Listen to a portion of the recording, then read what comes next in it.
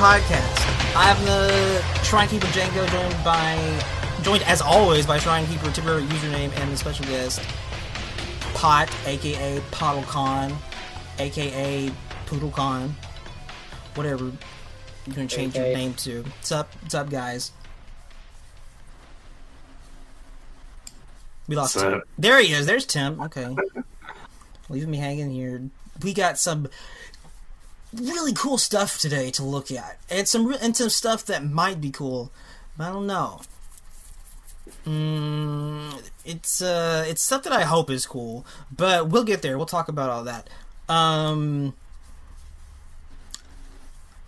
Up first, if anybody's listening to this that participated in the ill-fated Nethercast semi-nationals tournament from 1 billion years ago, if you did not get eliminated and you want to finish it, hit me up, because I want to get this shit done, and I want to get it done fast.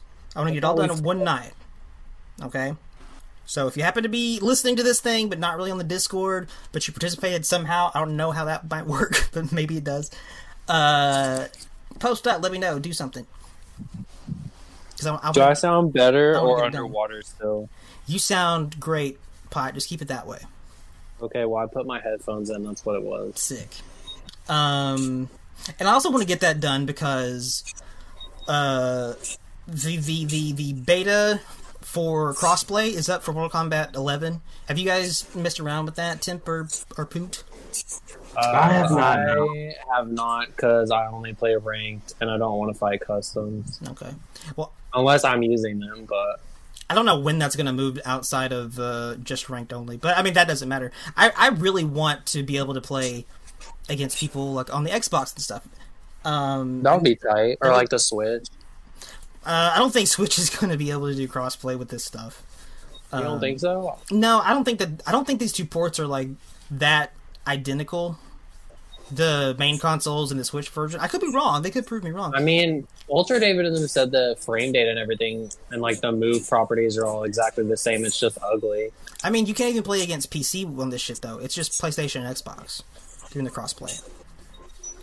So I don't know. We'll see what happens. But I would like to get that that tournament, whatever, wrapped up in an easy way. Just one night, we can stream the whole thing, get it done, and then in the future, we can do another one that's crossplay and do it live again, not stretch that shit out for fucking 1 billion years. But whatever. That'll be a thing at some point, hopefully. Let's move on to more pressing business. Where do you guys want to start? And Pot, are you playing a video game? I was trying something. Yes. I hear somebody's something. Well, I turned it off, so that something does not exist anymore. Okay, sounds good. All right. Okay. Where do you guys want to start?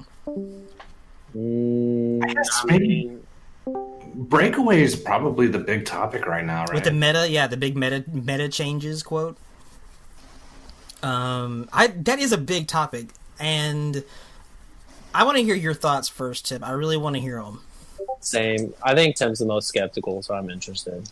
Yeah, I just It's very consistent with the changes we've seen with the previous NetherRealm titles. I think it's a giant improvement. Well, it's a big improvement. It changes the meta quite a bit. However, I still disagree fundamentally with how this game approaches just combos in general, really. I don't like the idea that after my setup works and I get the launcher and I'm doing a combo, that I still have to make some sort of guess or educated decision. Even though, because it's not even just the fact that I lost my combo opportunity. It's the fact that I may not be able to get that setup ever again. One thing I hate about MKX was if you break... Quan Chi was one of the few very viable zoners in that game, and if you finally track his ass down, he would do a breaker and he would reset the spacing, and you have to do the chase all over again. I feel like trying to get a successful setup is almost as important as doing the combo. So I don't like the idea that even if I have an answer, I can only use that answer if I make a hard read. Yeah. And if I'm wrong, then I still wasted the setup opportunity. I really don't like that. So, is it better? Yes. I think the only improvement that would have truly made me happy is if they just got rid of it or made it take 4 bars of offensive and defensive meter. That would have been the only thing that would have really got me hyped again. Yeah. But better than nothing. I'm glad at least they addressed it. They didn't even have to do that. So I'm not completely ungrateful. But is it going to bring me back to the game? We'll see what the patch notes say, honestly. Those are still coming. Like they said there was more stuff coming along. They just didn't get into all of it. I think they did do a pretty smart thing to be like, hey, by the way, we have a lot more to talk about where that stuff is concerned. There'll be patch notes and whatnot, but we'll go ahead and tell you stuff like that Shao Kahn string now cancelable into special. Like this shit like should have been done a long time ago, right? And hopefully, like them listening to that stuff and listening to the breakaway complaints, like it's hopefully that's a sign of what else might be in these patches. Which I'm looking forward to. It could be really, really, really, really good. It could be okay. We'll have to find out. I am glad that one of the biggest, like, kind of safety nets for things in the game has something to, like, deal with it, to make it, like, part of the game instead of... It's not part of the game. You can just do it. And there's no, like, back and forth. Like, your opponent doesn't really have any options, that being breakaways. I'm glad there is a game to be played with breakaways now where there was not before. Because that stuff is really just like, yeah, it can be like a get out of jail free card. And there's a lot of that stuff in this game that makes things feel a little too safe, in my opinion, a lot of the time. Or just like, they're like, well, okay, you got knocked down, or you got hit, here's a billion ways for you to get out of it and reset the whatevers. I don't know. And like, fatal blows and all this shit, like, it's okay. It doesn't cost anything. I mean, yeah, go ahead. Yeah. I think, well, you bring up a good point about wake-ups. I think wake-ups, there's just too many things to keep track of. Unlike Street Fighter V or even Street Fighter 4, where you're really only... It's really delayed wake-up, wake-up block, or reversal. And that's really it. And right now, there's just too much shit. And a lot of it is...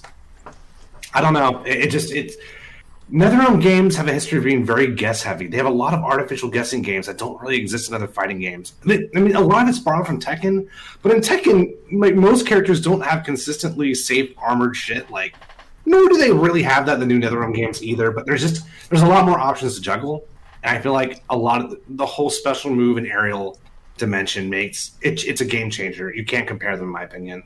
But what you were saying about how...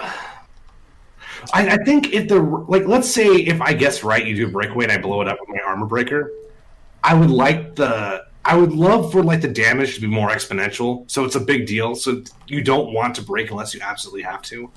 I would also, I mean, we'll get to this later probably, but I would also like to make crushing blow requirements no longer diminish on counter hit. I feel like if you get the counter hit crushing blow, you just always get it, even if that means that. Because the throw game is too good, in my opinion. The throw game just it waters down the meta so much because everything is strike throw, and the throw crushing blow kind of exacerbates that. So I'm just like, let me have my crushing blow on counter hit, and that is Tekken. In Tekken, if you get a counter hit, you get a combo every single time, and the game's not broken. It's debatably way more balanced than MK11. So I just feel like the one and done philosophy of crushing blows, I don't feel like it works now, and I feel like the other games that have a similar mechanic, like Soul Calibur with lethal hits, or the counter hit combos in Tekken, which it basically is a crushing blow in many ways, they don't have that limit, and those are more balanced games in my opinion. So, are you saying that you want like the damage bonus every time, or just the animation? And I would say, well, I mean, just have it be identical. So if you try to throw me and I uppercut that and get the crushing blow, and you break away. And then you try to throw me again, and I uppercut that. Just identical circumstances with identical consequences. That's what I would say. Okay, so you get like that counter uppercut crushing blow every time. I think so. I don't see the argument against it. No, I guess that's what I'm saying. I don't disagree, and in fact, I think that does more than that. I think especially counter hits, like those sort of counter hits, and like stopping for a second and highlighting this shit and pointing it out, like this thing that you just did that got you fucked up, this is bad. Don't do it. Like, I kind of like that shit, and it helps and like teach players like through gameplay what they're doing wrong. Don't do this. This is what you did wrong, and you're getting fucked up. And then you do it again, and the game stops. It's like, stop being a stupid bitch. Stop being a stupid bitch every time, and you learn, and that's how people learn. Because otherwise, people don't. Most people playing this shit don't know what a fucking counter hit is. They don't. They may not even understand the rules of what makes crushing blows happen so often. Because you can flip the game on and go into the controls and have crushing blows on by default, and it just does it automatically.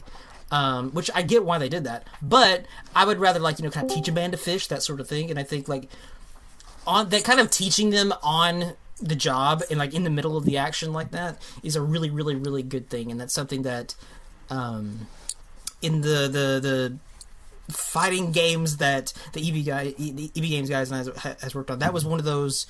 That was something that was really important to me personally, and I always pushed for it. That's something that we had point out these instances in the match that can help players learn what they're doing and adjust to it, rather than relegating all of that that job of teaching into tutorials or making you go to the lab to learn it there.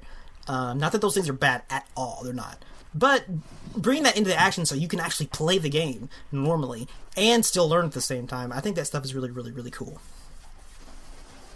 That's all. I mean, I'd like to know the person who got offended when I said that the crushing blow requirement should not expire ever for at least for counter hits. I don't think it should expire for any of them, but I'm willing to compromise here. Yeah. I would like to hear the counter argument because I think I know what they're going to say. I think what they're going to say is that would be way too good temp. That would be way too broken. And my response to that is, why? Why is doing good damage broken? You're right. Yeah, Red Wolf could be 45% consistently mid-screen in MK9. That character's not broken. So I don't understand where they're coming from when they say, because I think that was NetherRealm's train of thought when they made Crushing Blows limited. I think the idea was we don't want people to win the round in 2 or 3 moves, right? Well, if you do 2 or 3 hard reads against a character who's doing something irresponsible, why shouldn't you win in 2 hits, right? Not to mention you have breakaway. Most games don't even have that, so I don't know. No, I definitely agree. The only argument there is for someone to be no, you shouldn't get those counter hit crushing blows is that the only argument is because you don't want to have to get better. You don't want to have to play better. You want the game just to put you in a situation where you don't have to do that. It's just laziness. It's you not wanting to do anything. And if that did happen every time, that person would have to change the way that they play, or they would lose way more often. And that's the thing. To me, that's literally the only excuse I can come up with. You just don't want to have to play better. And if I were to reassure those scrubs, what I would tell them is, you already get to jump as much as you want. You already get to be in the air indefinitely all the time, and you're worried about losing your throw strike game. I'm not going to be worried about it. My character relies on forward 1 and down 3 staggers. I should be the one more concerned, but I don't know. Pot, what do you got for us, man? For the mechanic? Or just anything, really. Breakers, armored breakers, unlimited crushing blow. Crushing blow never expiring. If they were unlimited, it would have to be... So, when Shang morphs into whoever he's fighting, he gets all their crushing blows unless it's a universal one, down 2, but it's half damage. So, I just think you die pretty fast in this game. So, I don't know. They would have to, beta that shit. I don't know if it was just, every single time, that might be too good. But... Yeah, it might be, and that's why we're saying the thing about, even if it was just you're getting the crushing blows every time on the counter hit thing, then maybe that thing. Or is that what you're saying too? Yeah, like I said, because the one Shang, all of the ones he gets when he's transformed are half damage, unless it's a down 2. Okay, yeah, because that's a universal one. And I think that also takes up his down 2 crushing blow. If he that's what I mean. Yeah, if it's a universal one, it takes it away. But if he changes into sub, he can still do 4-2-4, the slide one, and when he changes back, he still has all the slide stocked up, so he could still get the slide crushing blow. It just does half damage. I'm okay with killing people quickly. I'm alright with having crazy high damage shit, honestly. Actually, yeah. There's breakaway already, Well, yeah, I feel it's just, I don't know. I think the armor break thing is going to be a game changer, but I've already seen people arguing like it's going to be a tier list because it's still a guess. And then if they save their defensive meter, they still have wake up and all this other stuff. And people are talking about how Fujin's Tatsu's armor break, but in variation 2, he doesn't have the Tatsu. So what's his armor break going to be? I don't know. It's just, I don't know how that's supposed to work either. My assumption would be that they would make the move the armor breaks, like it would be a universal special move or a universal normal. Because if his armor break in variation 2 is good, and like way better than the Tatsu's, why would you even play 1 or 3, you know? That's true, yeah. And again, like it might be too much to like. Well, I don't want to say too much because I don't think it would be. But even if you did something to where like you did like really nerf the damage of a down 2 counter hit crushing blow, you nerf the damage, but you're still getting that pop up into a full combo. That's a what good I mean. juggle setup right there. So that's still like a big punishment. So even if we did take away some or maybe all of the damage or almost all the damage from the actual counter crushing blow, but you still get the full combo, that would still be okay with me too. Yeah, I mean, it'd be free damage, basically. And, you made the read. And to me, like, again, that's what needs to happen, because that makes players better, because there's consequences. And there's so much in this game that I feel that come without consequences. Like, I mean, the biggest one is fucking fatal blows, right? There's no reason not to use that shit. You can use that shit, it'll come back if you whiff it, like, whatever. Just mash that shit. If down to universal, like, crushing blows were, like, reusable, Jade would be like S tier, like free, like because that bitch is down to hits from like 20 miles away. I mean, sorta, but like still, it's just a down 2. Her combo damage is really low without it, so I feel like characters would just take the throw at that point, or they would stop trying to throw the Jade. And I think you can still play pretty viable game. I don't think people get that either, though, because you see, like, reading Reddit and, like, some of the stuff I read on the Discord, I'm like, have you guys ever even played a fighting game? Like, some people think command grab should be breakable, or they should all be highs, or special moves shouldn't be safe. And it's like, okay, well, if we don't have any safe special moves, why even have safe combo strings? You know, like, it's just... Or that thing I said the other day when that guy was like, if I have 2 bars of defensive meter... all throws should be auto-tech for 30 seconds. Like, where's the 30 seconds? Like, I read it on Reddit. Some guy was saying if he has his meter because he doesn't use breakaways because he's honorable, then oh my god, all throws done to him should be broken automatically because he has his meters. It'd be like some Tekken Cross Street Fighter shit, that like auto-break gem or whatever. Whatever. Listen, I'm not that interested in people's like headcanon video game. Like don't fucking use this mechanic and don't do that because we're honorable. Get that shit out of here. Pot, can I would do like bring your thing a little closer to your mouth. Your little yeah. I would do a D4 set and make all short hop. Make all characters have a short hop crushing blow like Terminator. That would help too, and buff short hops so down ones don't beat them because you're still making the read. Like you're still reading. Like if you down one and you know they're going to down one you back. That would stop people from mashing because you could just short hop that shit. Okay. Would you make short hops safe? Not safe because it's still a guess. Well, I don't know if that makes sense. And you can also, I mean, but you can also do the thing where you air throw them. It depends. You can throw them out and break away. I guess it depends on how good the short hop move is. Like Raiden's short hop 3 or 4 is godlike. Like that shit hits from 20 miles away. Like Jade's down too.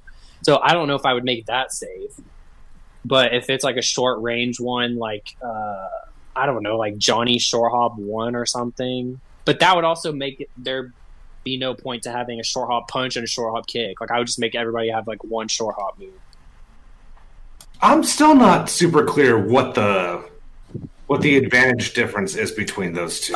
Some of them are different ranges, and some of them are like less negative on block. And I didn't even know that. Holy shit. Yeah, I mean, that's just from looking because I was like, why would I do subs kick one when his punch one, he punches the ground and like it does kind of a creeping ice thing and it has like a area effect. And like one's less negative than the other. But it's like by 1 frame. And it's not safe, but still, why would I use the other one? It's kind of funny. Jimmy the Wrestler here on the Discord is talking in gameplay matchmaking, and he's a really good example of exactly what I was talking about a second ago. People that don't really care to learn the game or care to play better, there's nothing wrong with that, but I feel like if you do that shit and you do make stuff have consequences and make shit dangerous and do shit like counter hit, crushing blow, combo conversions on every fucking thing, like, I feel like it makes players like that have to learn stuff. And it's easier because it also points it the fuck out, so there's not a question. Like, this right here is a bad thing, don't do it. But if you... Because I feel like with all the fucking safety nets that's in the game right now, mechanics, you can have a lot more players be like Sir here, and just kind of skate through it. Like, you don't have to. There's no incentive to learn the shit and to be a better player. You can just get through on some really, really dumb shit and whatever. And I don't like that. I hate that approach to design.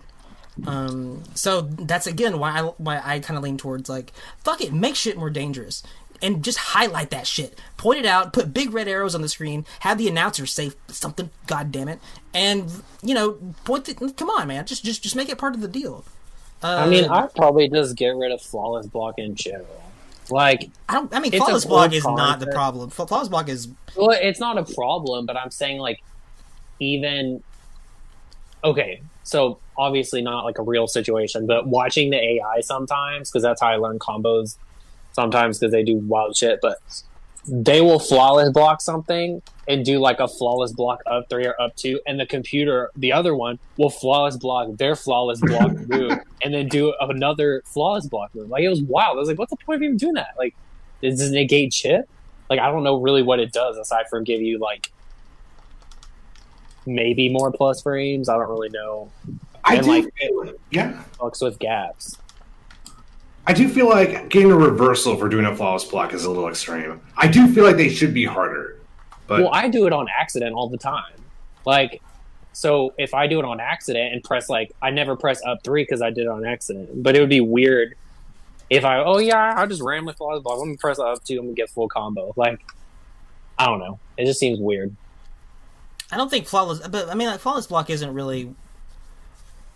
something that's it's not, but it's that's one of those messing things, with the like, meta of the game.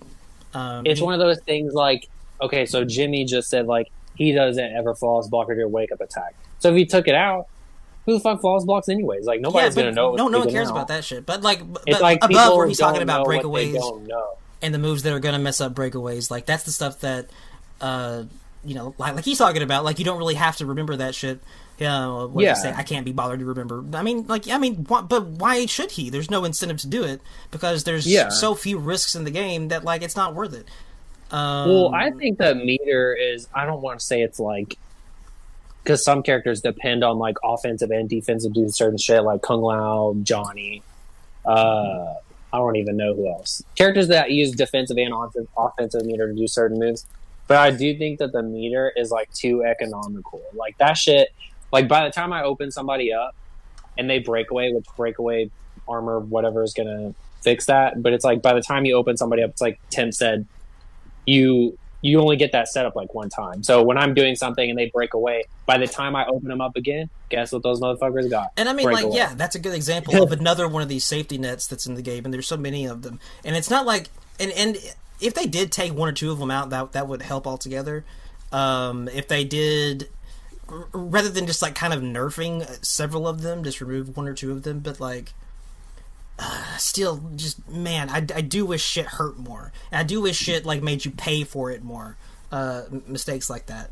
But listen, and I would get blown the fuck up with this shit a lot. You know I would. You play me all the time, Pod. I do the stupidest shit very often. I would get my ass kicked. It works because I don't expect it. But yeah, I feel you. Like the counter uppercuts. I would get that all day, but I should because it's dumb ass shit, and it shouldn't. I shouldn't be able to get away with that shit, and I should get punished way harder than I do. I do want to springboard off both those comments and say, let me find my notes. I had a whole bunch of shit. Yeah, what do you got? I mean, speaking of losing your setup to breakaway, by the time you get in, there's no guarantee you're going to be able to open them up again. So Yeah. often people will do a throw, and there's nothing wrong with that. I think MK11 and Granblue have almost the same throw meta, to be honest with you. But that throws take so long for some characters that it's not just a throw anymore. They're buying themselves meter, and I think that's super fucked up. Jax used to be able to do that when he could just hold you, you know, and he'd be like building up meter and lowering the clock. They took that shit out, but like that shit was tight. But only because it was funny, not because I want to fight that. Yeah, that goes for a lot of NetherRealm games. A lot of stuff has that quality, but Okay, so I had 8 things on my list. If you're done, Tim. yeah, no, go for it. Already talked about the meter, breakaways. Short hops, already talked about that. Gauge regeneration. Okay, so one thing I would take out, this doesn't apply to all characters, but the ones I can think of are like Scorpion and Sindel. Kano too. So if I'm doing a move that's hella unsafe, like teleport, and I block that shit, why the fuck can you meter burn your teleport? And it's a whole nother guessing game for me when I block that shit and I let go of block and then you get a full combo. Because you can still cancel it into the meter burn version on block. Sindel's the same way with that hair launcher she has. It's 2 hits. So you block the first one because you think she's just going to do the regular one, and then she meter burns that shit and you still get launched. I don't think they should be able. They shouldn't be able to meter burn stuff on block. I don't think. That's that Robin shit from Injustice 2 that I loved so Or at much. least launchers. I mean, I don't care if it's like a projectile, but like launchers, I don't know. Yeah, It no, seems I like think a whole other guessing game. 1,000%. I think everything you said, I agree with you. I don't think you should be able to meter burn combo starting specials with against block. I think again, NetherRealm likes balancing their games with guessing games. There's these mini games you got to play to really excel in the neutral, and like you said, because you have to guess, I feel like characters who can't punish, like say a Johnny Cage or a Scorpion, the risk reward just kind of fucks them over because you can kind of teleport all day on Jade as long as you have the life lead, or even if you don't, because what is she going to do? 18% of your life? That doesn't make any. From a design standpoint, that doesn't make any sense to me. Or even if you hold that shit and you do block it, or you block it assuming they're going to meter burn because you're still guessing, by the time you're like, oh shit, he did it and I blocked it, time to punish, he's going to get that 4-3-4 crushing blow or he's going to grab your bitch ass. Well, like, either one. So, I don't know, it just seems like a weird option to me. One thing I love about this game is it brought back pressure. So I don't feel like you need to design characters around those guessing games anymore. Pressure is already good. Now, if we could just get anti-airs and pokes done like properly, we'll be almost there. We'll almost have a great game.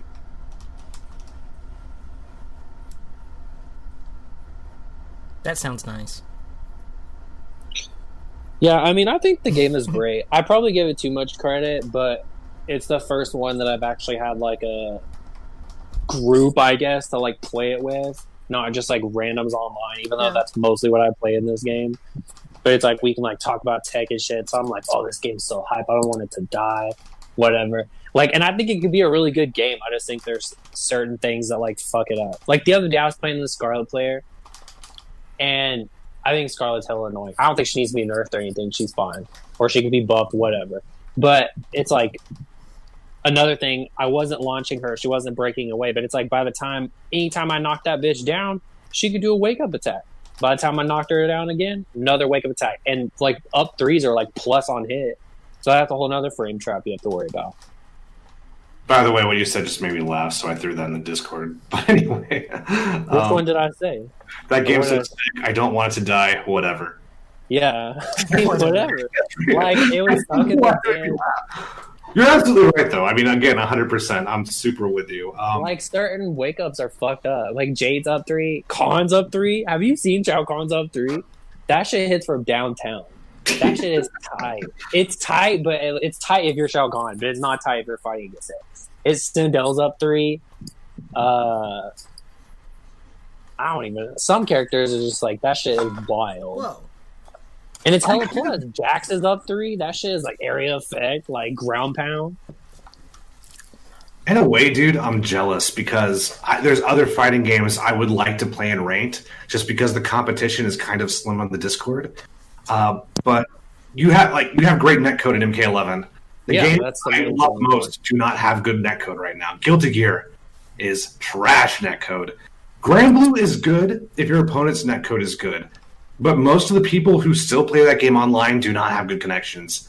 So I'm over here pissed off all the time wanting to play Granblue while everyone's playing like Joker. I couldn't even find that many matches in Granblue in month 1 online. Like it was rough.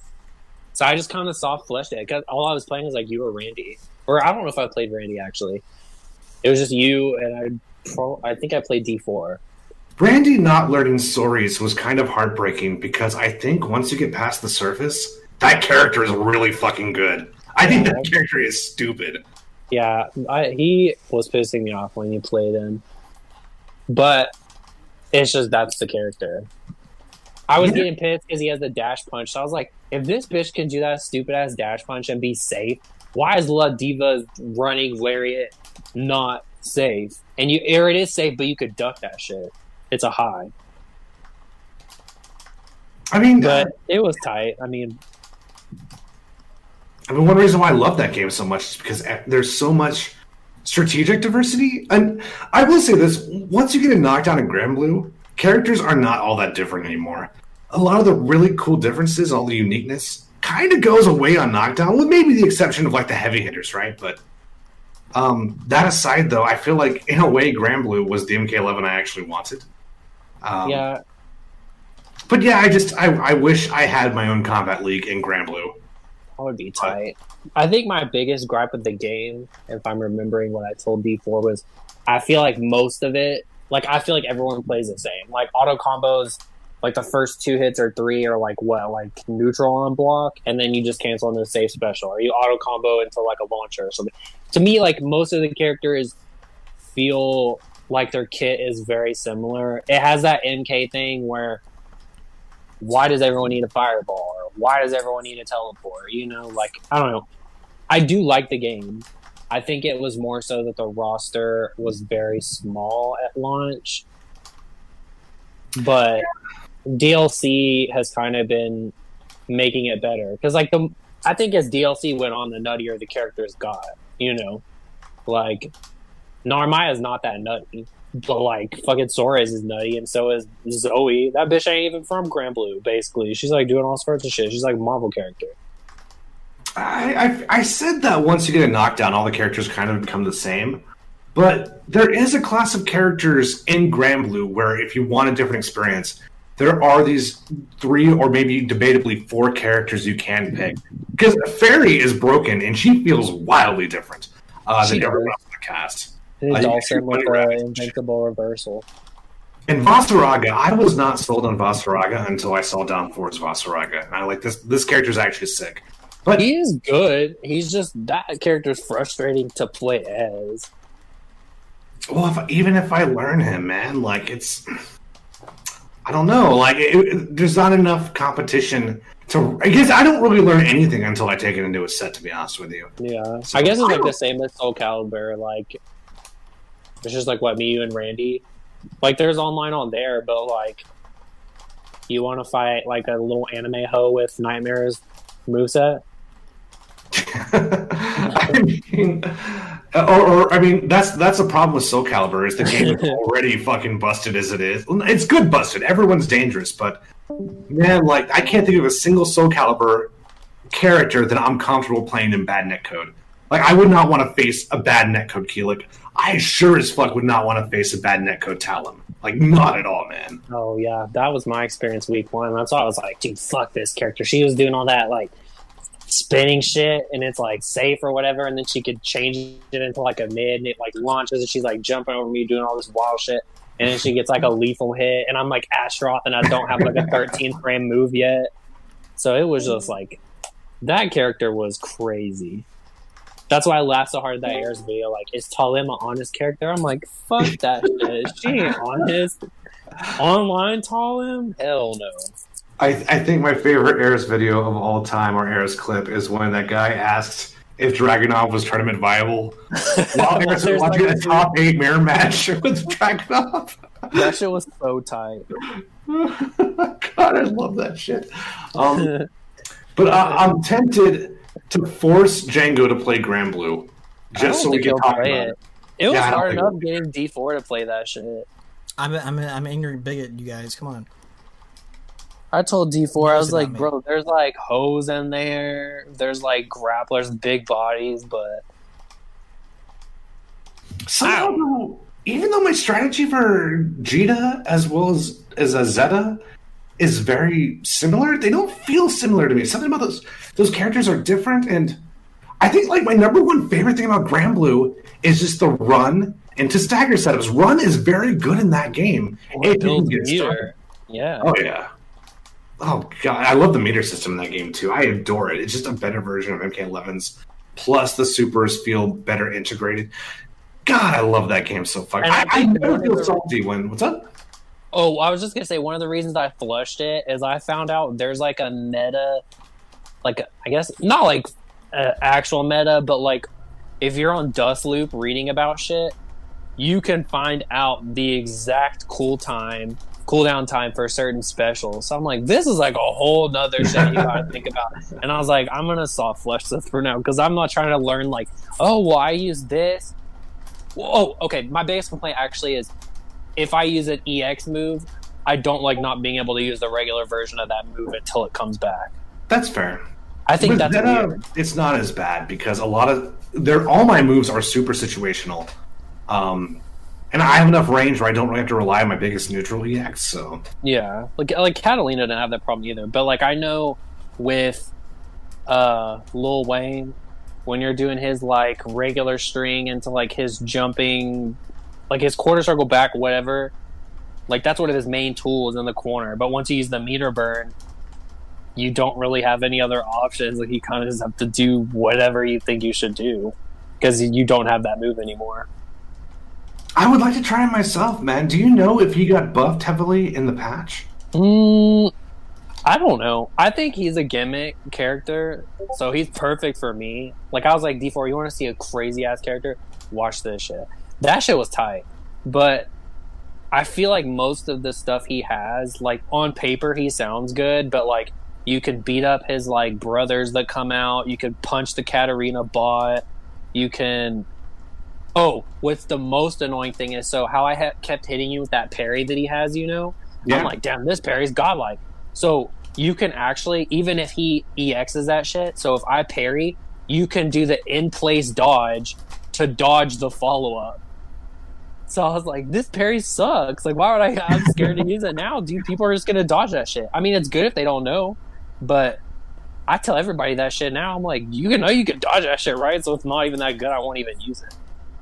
Well, the thing is, like, Lil Wayne, if you watch the anime, he's trash in the anime too. So I think he was intended to be the Dan Hibiki of the game. So He's still tight. Like, dude, if no one knows that you can, like, spot dodge all the Yggdrasil shit, like the giant hoe that he summons or whatever, or you can, like, jump stuff, because before you know all that, she seems broke.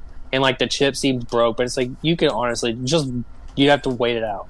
That's all I can tell you.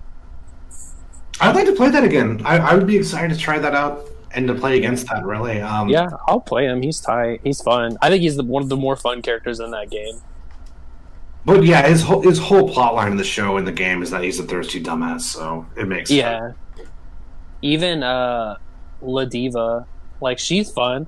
The only thing I don't like is whenever you do the SPD, you can do a taunt afterwards for style points, but it doesn't do anything. She literally just lifts up her mask and that's it. I was like, what's the point of Dull Meter? It doesn't do anything. It's just there to, like, I guess be a taunt.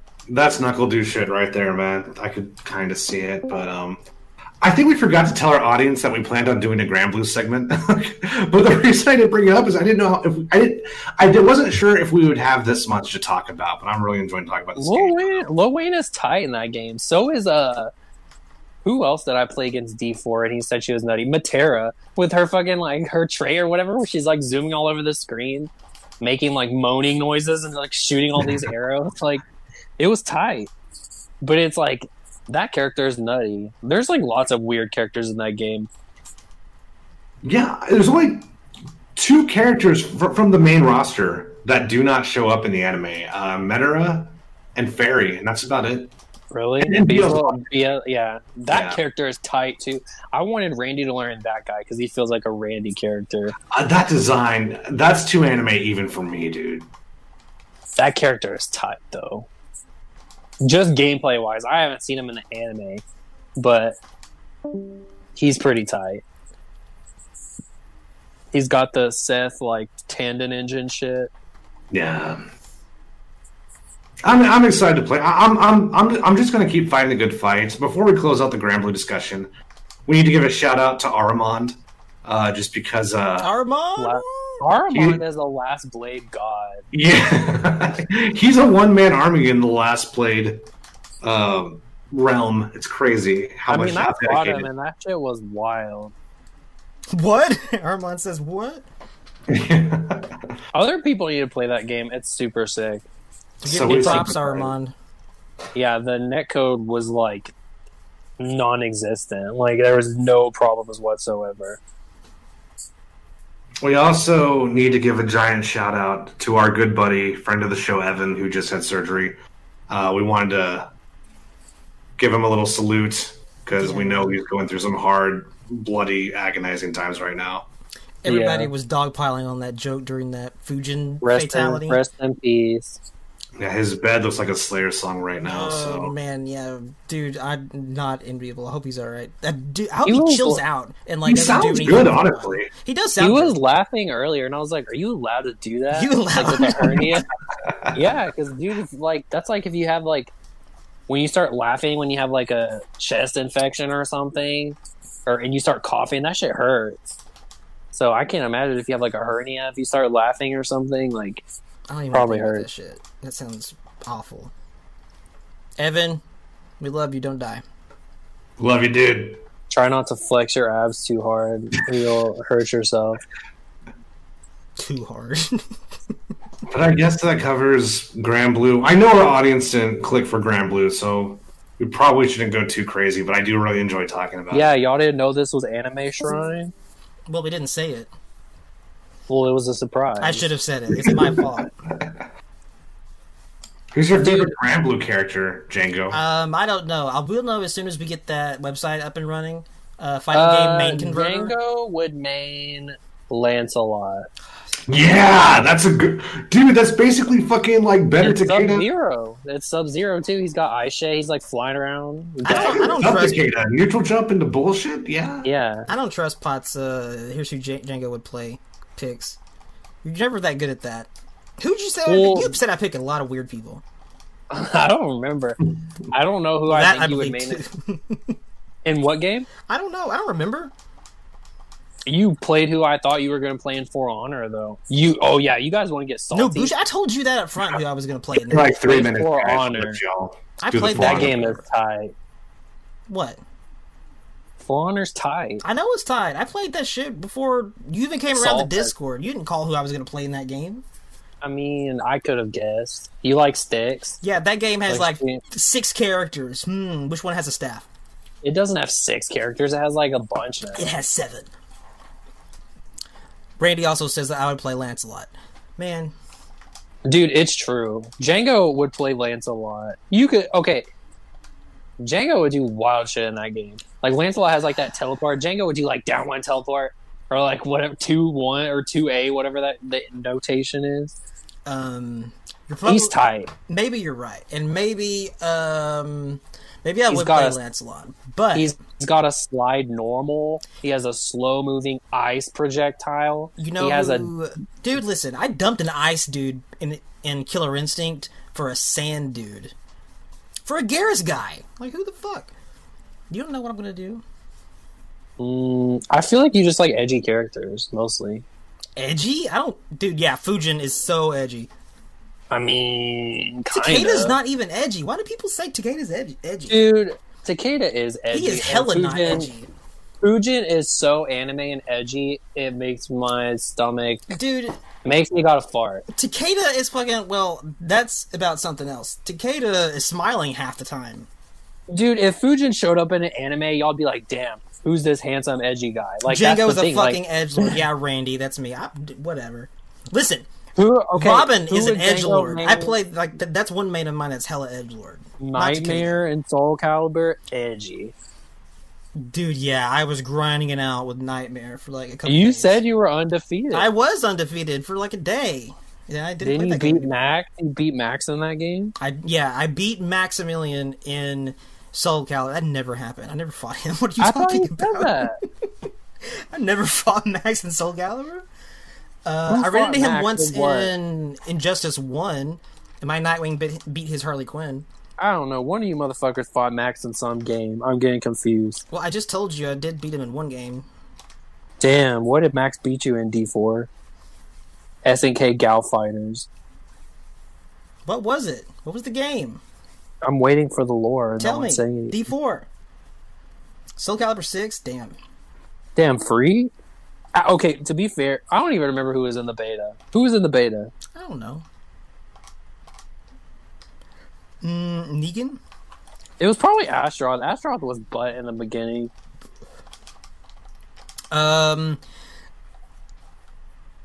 Yeah, listen. I don't play Edge. I haven't even had time to play fucking Tekken, and I bought that dude. I've A never. Boomerang. I mean, dude, listen. I've bought a ton of fighting games that I haven't even touched yet. I've got. Yeah, you haven't even played Sam Show. I haven't played Sam Show. I've got the man, my accent. You're a bad influence on my accent, dude. Sorry. I've got that one weird pack of that game I can't even remember, Dead or Alive. I've never touched it.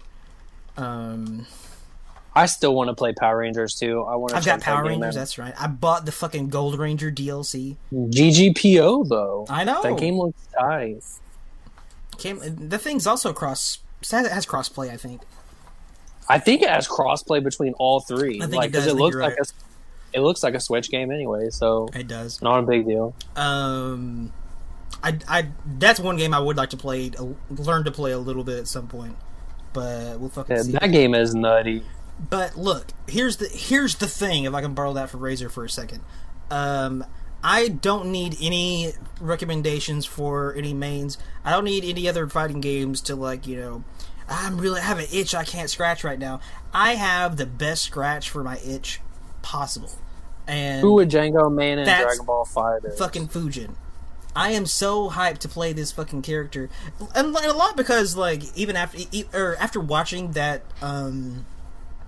that combat cast, I got even more of a vibe of having some Robin type shit, and I really miss being able to play a Robin type character. And I don't think the archetype is really in this game that much. Something that feels sort of like that. Sorry about that, Beck. You good? Yeah, I'm cool now. Okay. The window's blowing some shit over my balcony. I was, Django would play that edgelord purple guy. Who are you talking about, Randy? Because I said, who would you main in Dragon Ball Fighters? I would never play Dragon Ball Fighters. Ever. I pitch my fat boo in that I'm game. a big... What? Go ahead. Django basically is Yamcha. They're almost the same person. Dude, Yamcha sucks. I think Yamcha's tight, but I think he's tight too. He's tight in that game, and Somebody I like post a him in the picture of anime. this bitch. He's just laying dead in a crater. Oh, good. Okay, that sounds right. no, he's badass. He's fucking tight. What I was... He didn't even lose to a main character. He lost to something the main character grew out Damn, of the there I ground. am. Holy shit. I'm laying dead in a butthole? That's... Thank you, guys. He does get a lot of hoes though, and he has a cat that flies around. Yeah, I love cats. I don't even. What's the cat's name? I forgot. I don't like cats at all. All that cat really does is fucking more in the fact that shit. Yamcha sucks. Yeah. Do you guys have more anime that you need to discuss, or? Yeah. I mean, I ain't trying to rush you. If you guys have some more anime, I do enjoy the Django what if scenarios a lot. Yeah, but they're tight. well, I mean, you can keep going. After you left, what I said was I don't need another what if right now. About looking for mains in other video games. I've got a really sick main that I wanted for a really long time. That being Fujin. My plate is very full. You would main Hanzo and Sam Show. I don't need any other hoes. I don't need a side hoe. I don't need a real hoe. I don't need a third hoe. I'm good. I don't know, man. I always lament that you didn't play Dragunov in Tekken. He's gonna play Akuma. Like, that's obvious. I mean, I do love Akuma. That is true. Akuma with the shotgun on his back. Custom item. Like, I've gotten Fujin in this game, and like up next on one of my bucket lists is like, man, put fucking Akuma in more. Oh yeah, we haven't even talked about Fujin yet. I know, you guys went off on some weird tangent talking about anime. It's fine. Have you guys picked your Fujin preset yet, or no? Yeah, I'm gonna be a bitch and go Variation 3. That's the churn in the butter one. I gotta pick it. Did you get those Fujin is anime, so it's related. D4. Listen, kinda. Do you know the names of those variation spot? I know in the video the first one was called Airbender, but I think Stephanie did that. I don't think that it was the actual name. I did see that. That'll be interesting if it is that thing. That's so like on the nose. It's like, come on, man. It's like naming him, Blowjob or something. It's like, come on. Vornado. Boy. Yeah, there was that one. I know there was Wind God. I don't remember the other one. I don't know if those are the actual names though. Yeah, like the brand of the fans. Oh, I misunderstood. I thought that was a pun. Well, I mean, damn, you could do like a whole vacuum. It's a pun on tornadoes, but it's like the brand of the fan. I thought it was a pun on Vor, but that's. I guess that's neither. What is Vor? It's not important. That's what it is. Oh, it's very not important. I have to make sure to Google image search it to make sure that you know. Vor. Google image search. That's a joke. Don't do that. As a friend, I'm asking you not to do that. Don't do it, dude. High frequency, omnidirectional range. Did we see all of Fujin's right moves? No, there's no way we saw that shit. Miserable. No, and the elbow shit isn't in a preset. And listen, just to preface, I'm not calling this person in the chat miserable slut. That's his name right now. Okay. He may be a miserable slut. Y'all are telling me not to Google it, but I don't even know how to spell that shit. Good. VOR? For the better. I don't know which variation that I am leaning towards the most. At first, I thought it was not going to be 3. But then I was looking at it again because I rewatched it, and I was like, it could be 2 or 3, honestly. I don't know. We'll have to see. You don't want 1? 1 looks pretty nutty, too. That, like, he can keep moving around doing the tornado. That shit does look tight, but I really like the skywalk. So I'm not sure. It's really it's tough. I'm gonna have to touch him. I do like some of the stuff that's in that third variation, though. I don't know. God, I can't believe that they used that move that I've been. 2 doesn't have the air. I haven't shut up about since fucking forever. Where he fucking pulls your breath out of your mouth and that shit. That's what I was wanting to do for fucking years, dude. Fujin moves where he like fucking takes the air out of your lungs or like overexpands your lungs, the air in there to do fucking gross shit. Come on. I also really like that his back throw. I think it's his back throw, but it's basically his MK4 fatality. I think that's tight. Yeah, he like shot you. That's one of the better fatalities in MK4, if we're being honest, really. I forgot his back throw. Does he use the gun? Does Is it like, a gun one? Yeah, he uses the Glock bow. I don't know. I like his idle shit. He started loading that shit like while he was just standing there.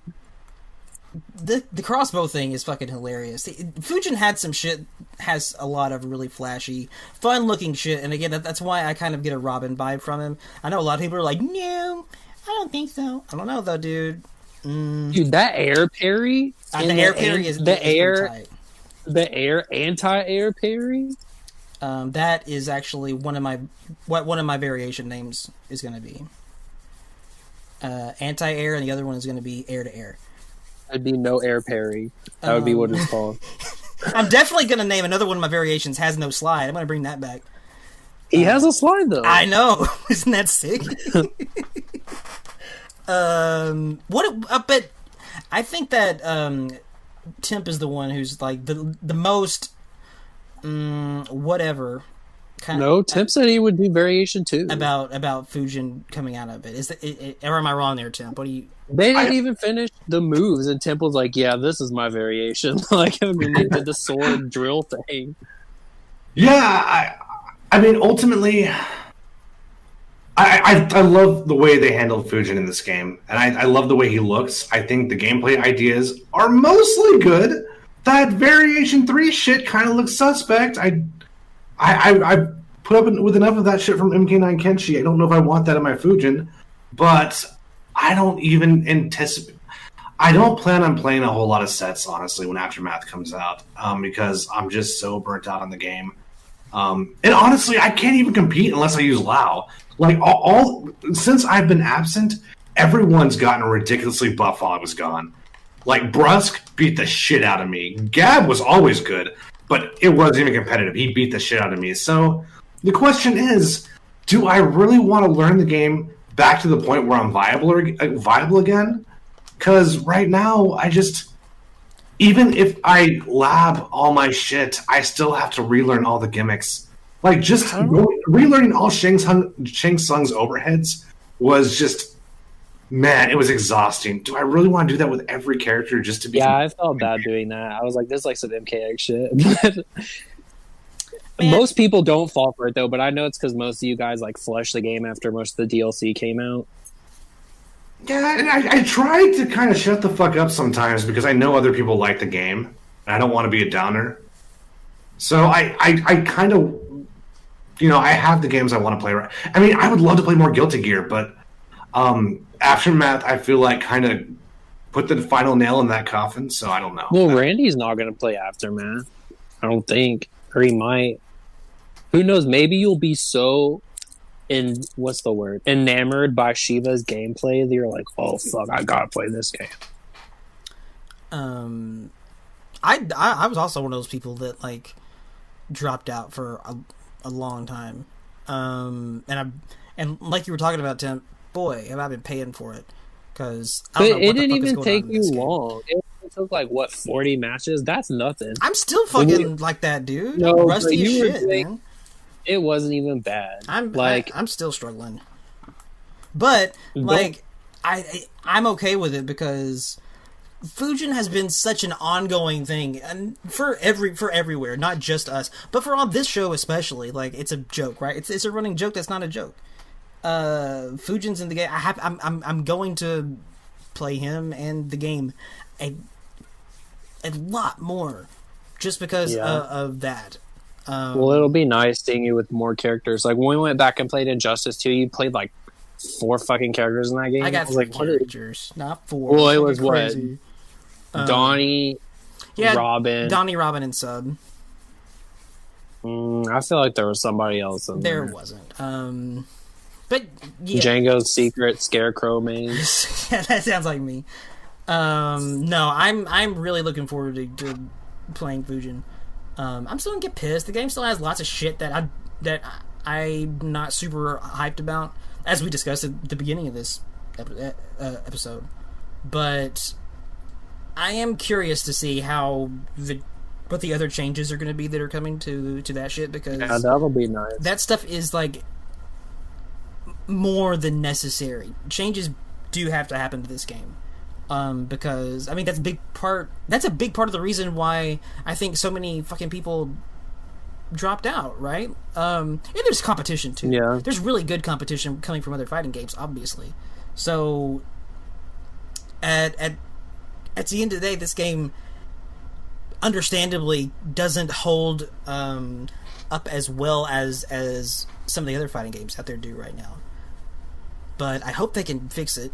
I would like to see them fix it if they can, and if that patch if that patch helps a decent amount, that's going to be great. I'm either way though. Like, I'm gonna be playing Fujin. It's gonna happen. I can't help it. The same way I can't fucking help playing Sub-Zero when these games comes out.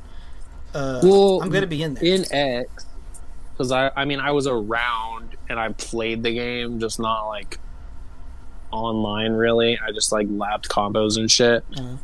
Was there any like crazy drastic patch or whatever. Dude, they did knee-jerk reactions, patches in that game. That was crazy.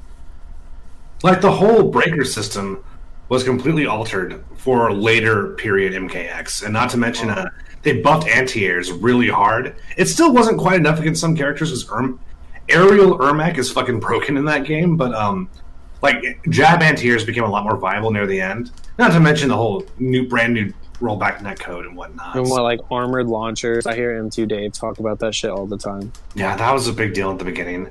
And really, if you watch MKX now, it kind of went the Marvel 2 route, where all the characters are doing this nutty shit. Yeah, like, I was watching. Insane. What's up? Well, because I watched Ketchup and Mustard a lot, I was rewatching like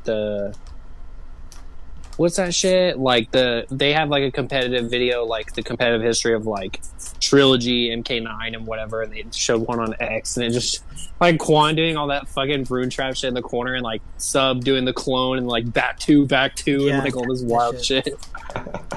Those were the days. It looks tight. And I was watching like the Bow Combat cast last night. It was kind of cringe, but I mean, I do like Bo Raicho, and it was tight to watch it.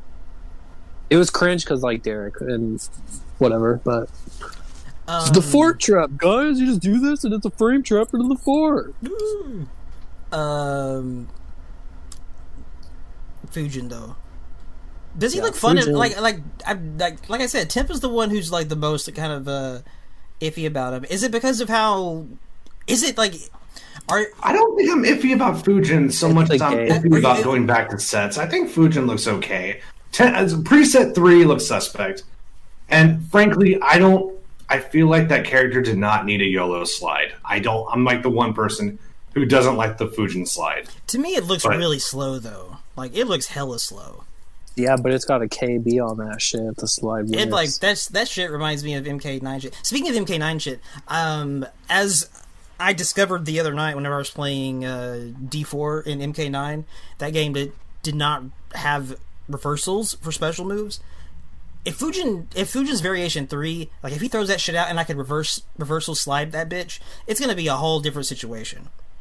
It depends on how safe that shit ends up being. He's got a crushing blow on it too, but he has to do like all 3 distances of it in a row or something. Like in varying order, it doesn't matter the order.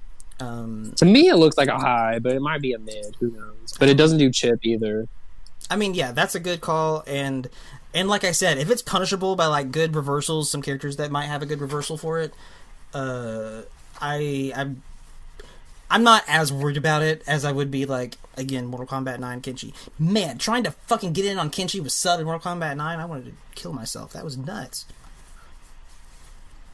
I mean, like, there's so many characters where if you want to play footsies, you have to make a guess that they're not going to do something. Sub-Zero, Jackie. There's a ton of characters where just playing in the mid-range means you have to guess the opponent's not going to do something. So I want less of that. But overall, don't get the wrong idea. I think he's one of the better-looking characters in the game. We were lucky he came out as good as he did. He looks so good for the most part. Even in gameplay, I think most of the stuff is pretty well made. There's just a few things where I'm like, well, that might be a problem. Well, he just doesn't look like he's from this game to me. Like all the air shit, I was like, what game is this? And that's that other thing that I meant whenever I said, like, I feel like his playstyle has been missing from this game, because I'm going to keep saying it. He reminds me a lot of Robin, and not just because of the fucking sword shit, but Robin had that shit, and then before that, Takeda kind of had some of that shit that felt a little more flashy and combo heavy, and taking advantage of conversions a lot and doing well there. And it seems like Fujin has a lot more of that, but it does look weird in this game because that hasn't been there. And I could be wrong. When this dude comes out and he doesn't play anything like that, that could be the case. But I don't know. I'm getting those vibes from it. I don't know. They said he looks complicated, but he's easy. And I'm not worried about that. One thing I do like is he has practical crushing blows. It's not some weird situation where I'm noob Cybot and it's like, yeah, you gotta land 9 clones to get this crushing blow. Who the fuck is gonna count that? If they want me to land that, Pot needs a little meter at the bottom, like Aaron Black Bullets telling me how many Shadow clones I've landed. Because I'm not gonna count that. I agree Every with that. time I that- did not put that in, right? Every time that crushing blow happens, I legit get surprised. I'm like, damn, I didn't even know I had that. Like, it's kind of cool, I guess, but I don't count that shit. Like, some of the requirements are weird. And I'm sure they're looking into it. And apparently they're giving characters new crushing blow, Sub-Zero, 4-4 crushing blow. That's tight. And So, speeding- but speeding that- it up. And speeding it up, yeah, so it could break armor. I'm assuming that they're probably going to fuck with his forward too, like his overhead. Either that they're going to make it slow, or they're going to make it like forward 2-4, like special cancelable or something. I don't know, something wild. That's that's like the big thing that I'm at that is still like yet to be seen. I want to see what Or else if is in back those one fucking was patch a notes. mid, Django. If back one was a mid, that would be insane. Back one? Oh, His axe thing, Yeah, the you're right. the stabby with the axe. Yeah, If you're that right. was a mid, that What? would be tight. That would be tight. That would be I'm just very saying it'd be tight, tight. but it would be scary. I agree. I ain't trying to fight back one at mid axe.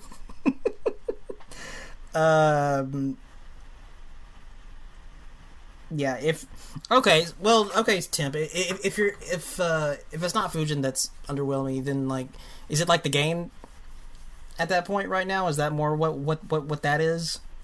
Yeah, I would say that's a big part of it. I just like so many characters. I feel like shut down the neutral, just like every NetherRealm game ever made. And when you do play the neutral, I think the neutral gets kind of overshadowed by it dilutes itself with the throw strike game. And, I think a lot of that has to do with the fact there's so few options up close. And down ones are just... Oh, I was about to ask you what you think about the poking system. I mean, it should work better in theory. On paper, it doesn't seem bad. But I just feel like there's so few options. Everything's a fucking guess, which in this case is okay because that's all fighting games. Like, if you block a poke, the assumption is that your turn is back, and if you do something low risk, then you can shut down whatever they try to do after the blocked poke. But if you try to do like a high setup, like this was my defense against Sonya in MK11. Me and Down4 were talking last episode. Down4 was saying because her mix-up string is a high, Yeah, you it's go not man. such a big of a deal. But the thing is, if you block a poke, then and they're respecting your turn, that high might as well be a mid in my mind. Now they don't. They don't have to respect your turn, and that's where the guessing game comes in. But that's fine though. I just feel like the down normals cover a few too many options in my opinion. But go on, yeah. Oh, I was just gonna say, I feel like, because so Randy and I fought the other day, and he was using Secret Main, and he couldn't jail, which it's because that shit's hard to do online. Like, it's hard to jail a down one unless you're Nightwolf. I feel like jailing subs down one into 2-1. I feel like that shit's hard. So I feel like it'd be better if she would be scarier if jailing was. I mean, no doubt the bitch does crazy damage, but I feel like she's hard to play because you can just mash everything. Like, if I'm sub, I could just down one all day, and she's not going to be able to land that on me. I mean, but if they down one all day, block the down one, and when they try to do their next down one, they're going to get thrown. I mean, yeah. And then you kick them out again, and then you zone. And if you get through her zoning, by that point she has breakaway. So I don't. I think she's hard to confirm with, but I still think that character. We should probably address a comment in our video. Someone, and I don't mean this like in a bad way. I thank you for commenting. We do appreciate it. But someone has expressed in the comments they are tired of us complaining about Sonya. Do they main her? I'm sure they do. I'd be very surprised if they didn't. But we understand the character's not easy to play. We understand that you can duck the rings. We get that. Yeah, but she has the crushing blow on the EX one. Like, if you duck the first one, you're going to get hit by the second one unless you block it, and it's safe. Yeah, and then, just that character, I think when played optimally, is both not fun and extremely good. If you want to have fun with that character. Though, but not against, I feel. Yeah. And to be fair, the person who made that comment was saying, well, she needs it for characters like Jackie and Liu Kang and Jax. That's For true. the most part, I absolutely agree, but those characters need to be toned down. If we tone down Sonya, we absolutely have to tone down those characters as well, right? Man, Jackie. So, boy. Except for maybe Jax. I think the only thing Jax really needs is a damage adjustment. Other than I feel like they should make 1-3 or 1+3 a mid. Like, I get that I could block it and it's -7, but he can either down one me before I can down one, or he 4-3-3s again. Yeah, I think we can make Jax a lot smarter. The fact that it's already a stagger, in my opinion, makes it where it doesn't need to be an overhead. If I were to balance Jax, I would make it to where he doesn't get heat off a fatal blow. That's so dumb. That character, by the time you have, like, okay, say you and Jax, you got that motherfucker down to 10% health. Jax has fatal blow. Jax does fatal blow. Shit lands. You lose, like, what, 30, 40%? Okay, that's fine. He's got heat.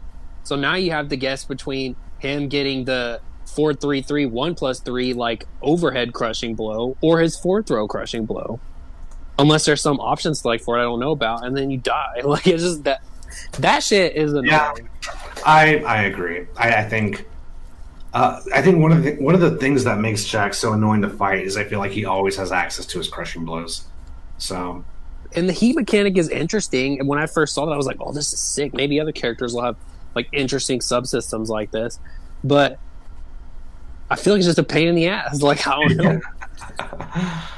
I generally don't like mechanics like that at all unless I'm able to set them up. Like with Jita in Granblue, she has an armored flip kick, but you have to charge that shit up. It's not like situational. Grand. So, yeah, I'm cool with stuff like that, but if it's circumstantial to the match, where sometimes that was a big problem I had with Samurai Showdown. I just didn't like that my resources just changed often from situation to situation for things I didn't have control over. That was a big mark against that game, so I don't really want to see that in my characters either in MK11. But I like Jax overall. I think he needs a little bit of adjustments, but I don't think he's in that Jackie cage. Oh, no. When I fight Jackie, I still don't know how to fight that character. And when I fought Gab the other day, I feel like it was free. Like, he bodied me. And, like, rightfully so, but it's not because of Jackie, it's because he's good. But, I mean, part of it was... I mean, it's truly both. Like, it's both. Like, that character's fucked up. Yeah, Gab is very good. Jackie's very good. You don't have to pick one or the other. It's truly both. You know who else is really good? So I started using like Yas Queen online, dude. 4-4-1 is so fucked up. Don't start talking about Yas Queen. People get in trouble with that shit around here. I mean, I'm gay, so I can't be called homophobic. Oh shit, I don't know. It's true. Challenge accepted, sir. Yeah, I got that Nightwolf reflex.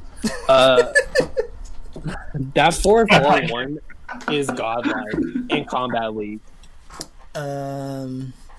It's like her 9-frame mid into an overhead, and like that shit is so good. Cassie's good. Yes, I mean, no one was doubting that, but I thought because Yas Queen was like I would say like my third or fourth character, so I figured. That's right, yeah. So I thought she would shut down a lot of the BS of MK11, but instead, I just felt like every game I played was a cat and mouse game. I don't feel like she shut down any. Well, that's why I flushed Jade. It got to the point to where I was so tired of fighting her. And no, it's not because I can't counter zoning, which I can, but it's like I just don't like fighting her. I flushed her. Well, speaking of characters, you always have breakaway, so what's up? Yeah. Well, that's why I flushed her. I don't like fighting her, so I don't want to beat her. To optimize with Jade, you have to do two things a lot. And very rarely are those things ever the wrong option. There's almost never a reason not to do EX Glaive in the air. Because you're plus frames. So it's just like... She doesn't even need meter. She doesn't need it. I mean, that's another reason why I don't really want to go back to this game, is because it's filled with all of this just do it bullshit. And it's just like there's... And sometimes when the just do it bullshit works, it resets the distancing. So I feel like even against non-zoners, even against like rushdown characters, Lou 4-4, just do that shit.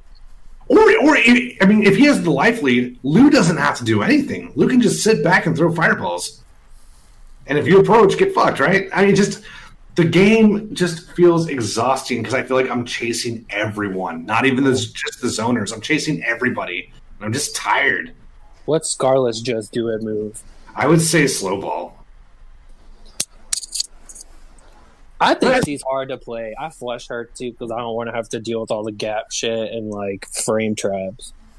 I feel like you don't really, as long as you play her a tight mid-range game with Scarlet and you're able to kind of download your character's jumping patterns, I don't really feel like you have to deal with the gaps. I almost never do 4-3. I almost never do that string. So I actually, she's probably my favorite character in the game in terms of gameplay, in terms of just sheer fun factor. Before this game's done, I want to learn Scarlet. I don't think she's hard to learn. She's on my list. Like, she didn't have many strings or anything. She just has like. And I don't have anybody else on my list besides her and Fujin. I didn't know her down one was so good. I was like, for some reason, I thought it was like 9 frames, but it's 7. So I was like, dude, this one's kind of good. Like, they kept hitting you with that shit.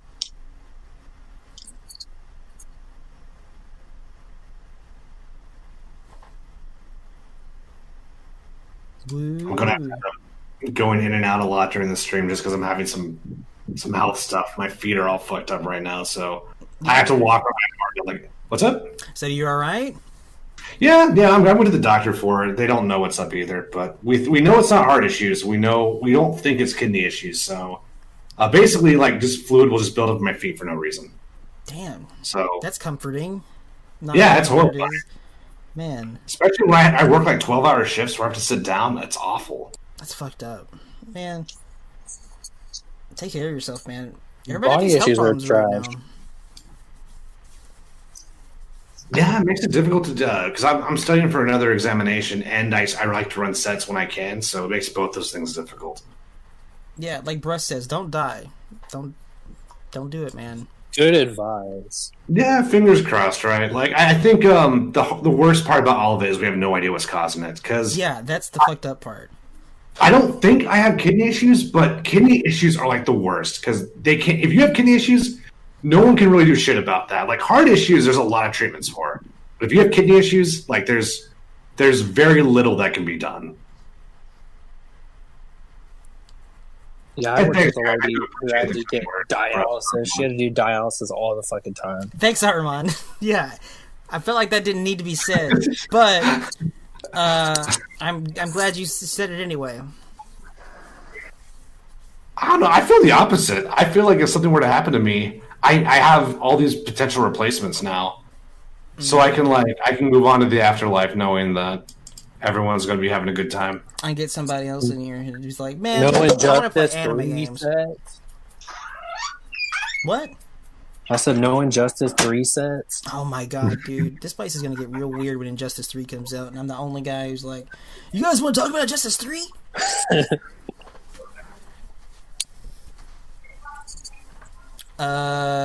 Back in my day, we had armored back 3s. Oh my god, that is Injustice, man. That's the whole fucking shit. I agree, Armand. Temp is irreplaceable. It's true. Appreciate it, guys. Mm-hmm. Is there anything else that we wanted to say that came from the Combat Cast today? I can't think of it. I'm trying to think. Oh, guys, we could talk about augments. No, we can't. I like how they were like, Derek, we've been getting a lot of tweets asking you about augments. No, do you really think that's true? Yeah, because I don't think people actually do that. Is this from that same source who was like fan favorite Jackie? This must be from the same person. Yeah. Guys, get hyped. We're getting a third augment slot soon. I mean, hasn't that shit been there since the game came out? It's just been like under construction, cannot use. It's coming soon. Yeah. It's been saying that for a year. Well, I'm glad that you guys are about to finish your fucking video game. Good job. Well, it did sound kind of fucked up. They said that the augments, it'll like speed up like Sindel's screen and like make moves do more hits or whatever. But I mean, that's all for versing the computer anyway. So is that shit not active during non-competitive fights online, casual fights? I don't think so. Because I have a Joker augment that I use to fight the AI where he like just is constantly regenerating health. So I would hope not. That would be too good. And he's the last person that needs that. Woof. Joker is crazy in this game. Joker's Joker is fucked insane. up, dude. I am really looking forward. They better fucking do something. Meterless launchers? They need to stop this carnage. Like, seriously. Put in Bane. That's not how... You don't... Dude, that's fighting fire with fire. That's not what you need to do. We're gonna burn this game down. Make Shiva the next Bane. Shiva coming. What that combat cast is gonna be on Monday. They're gonna show Shiva and Bobocop and RoboCop. That could be cool. Man, the Retrocade stage did look really good. I'm glad that we get to see some of that. Finally. Yeah. Oh yeah. I meant to interject. Primal Rage arcade machine is on the Retrocade. Primal Rage is on there? That's tight. That is cool. Yeah. Was that a Midway game? I think Warner Brothers owns it now. Huh. I sent it in our chat, and then I'm sending it to Tim. Dude, that's a fucking tease. Primal Rage from NRS, the next game confirmed? That's what D4 said. Bro, I'm hyped for a new Primal Rage. So, like, who you going main? Primal Rage is interesting because it's not... It wasn't made by Midway. It was made by Atari, but Midway did the publishing for the arcade because they already had an industry and they already had the factories to make that shit. So contractually, they're associated with it. But I guess Warner Brothers does own it after all, or whoever owns it doesn't give a shit. They're not. What are they going to make a Blizzard game? Blizzard Mythologies? Fuck that. There was that canceled Primal Rage, right? Is that what that was? Like it was. Yeah, there was. Okay. They had toys from it. Well, that was sick. Primal Rage, a reboot. Primal Rage, new timeline. Oh my god! Who would you guys main? Probably a monkey. Yeah, weren't there like 2 monkeys in that game? I don't know. Yeah, Chaos. There was a snow monkey and then the snow monkey is definitely that guy. Which one peed on you? Chaos. That one was tight. I liked the snake that looked like not a snake. It was the dinosaur that had like a cobra head. Yeah, Vertigo. Yeah, I was. How do you remember all these names? What the hell? I was You were a big Primal Rage guy back then, grinding it out in the arcades. Evo. Oh yeah, Primal Rage was tight when it came out. Like Killer Instinct, Mortal Kombat 3, and Primal Rage all kind of showed up at the same time. So if you experienced one, you experienced all 3. I mean, yeah, I remember. That game played was that tight. Shit. The game got you'd eat like a little. I was there. You'd eat like the little cavemen and stuff. For life. I mean, yeah, that was tight. I didn't I grinded out. I was like, oh, this is tight. And then I go over here and play Killer Instinct, or then I go over here and play Mortal Kombat for the rest of the day. Like, it was fine though. I don't know if it says Primal Rage, but it looks like it says Primal Rage. Oh my god, dude! You're just talking about all this shit, and it's not even going to say Primal Rage. Look at it! I sent you the picture. Holy shit! 1080p. That is definitely Primal Rage. Like, there's not even a question. That is the Primal Rage logo. I'm scrolling up right now. Can't even trust like Pot 1080p. Witness. Well, when I saw it on Reddit, okay, that does say Primal Rage. Hella Primal Rage. Hella Primal Rage. GG's. I never doubted you for a second, Pot. Let's see. There's a couple of brand new questions that's in that thing. Do you want to try to answer those, or do you want to save those for later? Temp. It said Warner Brothers bought the interactive library controlling interest in Atari games in 1993, and in 1996, WMS Industries, Midway's owners, bought the company. So yeah, they own that shit, I guess. So Midway bought it eventually, or Midway's owners. And then Warner Brothers bought them. I don't know. Yeah, that sounds right. No IJ3, Primal Rage reboot instead. Yeah, but no, that fucking Injustice thing is probably going to be a thing. Because there's been leaks about that shit too, with Neo, Etrigan, Constantine, and Huntress, I think. With a Jurassic World guest. Jurassic World? I didn't hear that shit. I'm kidding. I'm saying Jurassic World for Primal Rage. There's going to be a Jurassic... Man, you're mixing up stories. Now don't confuse me. Let's do that. I'm gonna hop over there to the Warrior Shrine thread. Yeah, Sevatar has a couple in here. We can answer his and make him feel better. Where was that first one? Rajaroth's? Is that what that is? I think so. Or is that Ragaroth? I always say Rajaroth. Ragaroth. How do you say your name? Get back to me whenever you can. I say Ragaroth. That sounds fine to me. I mean, I'm cool with that. Or Sins. Do you want to start with that one? Yeah, let's do it. Okay. Questions, Q&A. Don't know if you guys directly answered this, but now that we finally got Fujin back, who do you guys think will take his place? What? But now that we finally got Fujin back, who do you guys will take his place as an MK4 Armageddon character that people really want? Okay, I see what you're saying. People really want, but NRS is reluctant to bring back. And who do you guys want that is in Fujin's past situation? Yeah, so like, since Fujin made it in, like who else from that giant pool of characters from MK4 to Armageddon that people have been asking for? Who do we want to see next, I guess? Probably Reiko. Well, he's asking both. He's like, who do we think logically is next in line, and who do we want to? Okay. Well, you go for it, Tim. I'll answer the second one first because that's. I think that is a more substantial answer. Li Mei, obviously, I've been waiting for forever. Yeah. Almost to the point where I've given up. Like, I technically gave up on Fujin too. I'm glad he's here, but I don't really wait for any of these characters anymore. If they come, great. But Li Mei is absolutely who I would like to see next. I think that character is so tight. I love the whole Crouching Tiger, Hidden Dragon. I also like the whole tragedy of what happened to her in Deadly Alliance and Deception. But to answer the first part of the question, which is, I think, really the heart of the question, who will take Fujin's place as the next in line now that Fujin is in the game? And my answer to that is no one.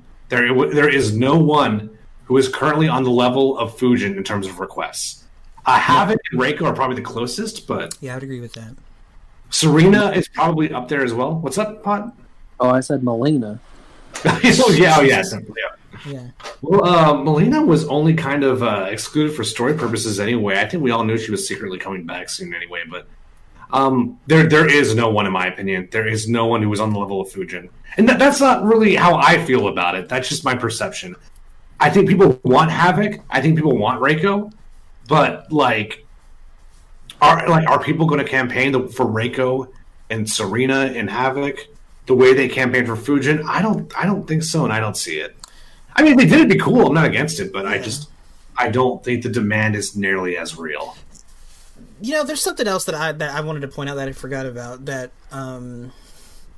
about Fujin. I'd like to highlight a little bit, and that's, I don't know if it's just for business advertising, purposes or something else, but I've been really, really, really surprised, and no pun intended, kind of blown away by how much they've pushed Fujin leading up to this DLC pack. There's been so much fucking Fujin saturation everywhere. There's it feels like there's been some kind of dopey little videos for him every other day for a couple weeks now, at least. It's all these fucking renders flying around, all this other shit. They're tweeting about him all the time. He's getting this giant push with the story mode shit and whatnot. And like I said, that could just be, marketing. And it's definitely at least part of it, right? But whatever it is that made him go, it's just so weird. From this character, being the Fujin whom, like Temp, I was I gave up on him. Oh, that's just not, they're not interested in doing it, so they're not going to do it. To seeing this situation that we're in now, where it's like the Fujin show. It's really, really nutty, but it makes me really, really fucking happy.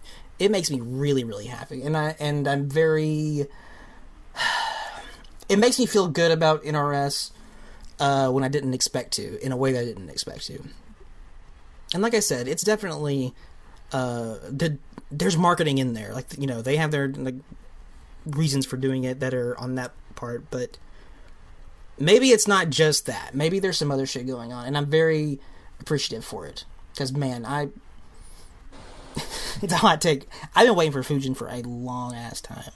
I am so happy that he's fucking here, and I'm even more happy that he's gotten the treatment from NRS and WB that he has. That's what I have to say. I would say I agree with all that. I think it's almost not real. I still almost can't believe he's back.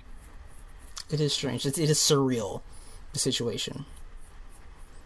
because man, like, yeah, it's not even just like it's not just a DLC character situation, right? Because there's like all this story mode shit coming with him, and like it's like this like mini slice of the game that he's getting to hit up, which I mean that's exactly kind of what it is, but yeah, it's just one of those things where being a Mortal Kombat fan for as long as a lot of us have, like, that just didn't seem like it was a thing that would happen, that was ever in the cards. It's like, oh, that's not how they operate. That's not a thing that could happen. So yeah, it's just a really, really, really, really cool and surprising thing. And I wanted to say thanks to NRS and a little tiny thanks to Warner Brothers, but don't make me regret it. Never mind, Warner Brothers, fuck you. That's all. Let me get back to the question now. Well, who do you think's next then? Who do you think's next on yeah, I mean, yeah, there's no one that's up on Fujin's level, like, who's like an obvious this guy. So I'll go the logical route first, and I'll say Dagon. I think he's going to be the next one that we see. As far as which one that I would want, I mean, it would be Reiko. Those for me, those questions are pretty easy to answer. I mean, and obviously, like, there's some ulterior motives for me wanting Dagon too, because if Dagon comes back, then maybe it'll give me some hope for Takeda.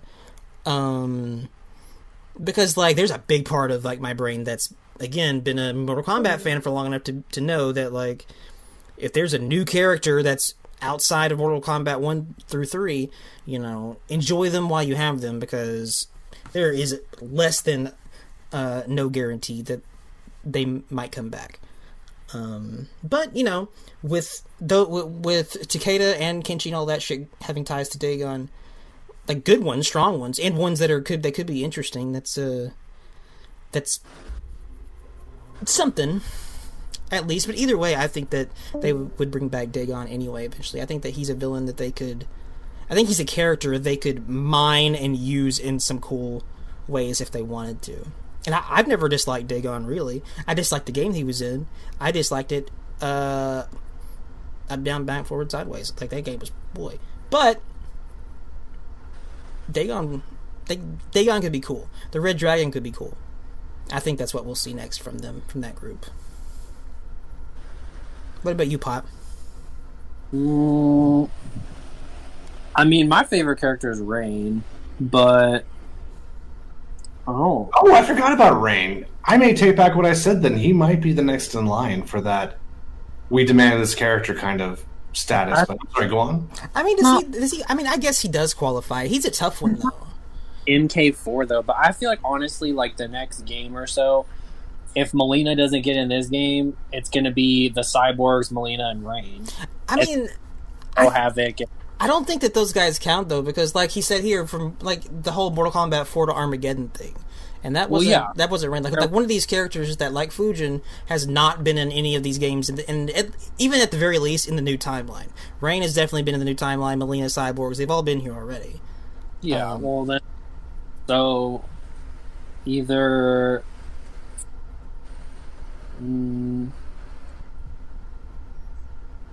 So, like, who do I like in the 3D game? I'd probably say Ashtray. I like her. Alright. She could do, like... Really? Ashtray? Why her? She's tight, and she a hoe. Okay. She's not my number one, though. Honestly, it'd probably be, like, Reiko. Reiko, Havoc, or... I mean, I like Kai. I think Kai's tight, but I feel like he was flush. Yeah, I don't see Kai coming back. And not because I wouldn't want him. I'd be cool with Kai, but I don't see that happening. But has less of a chance than Li Mei.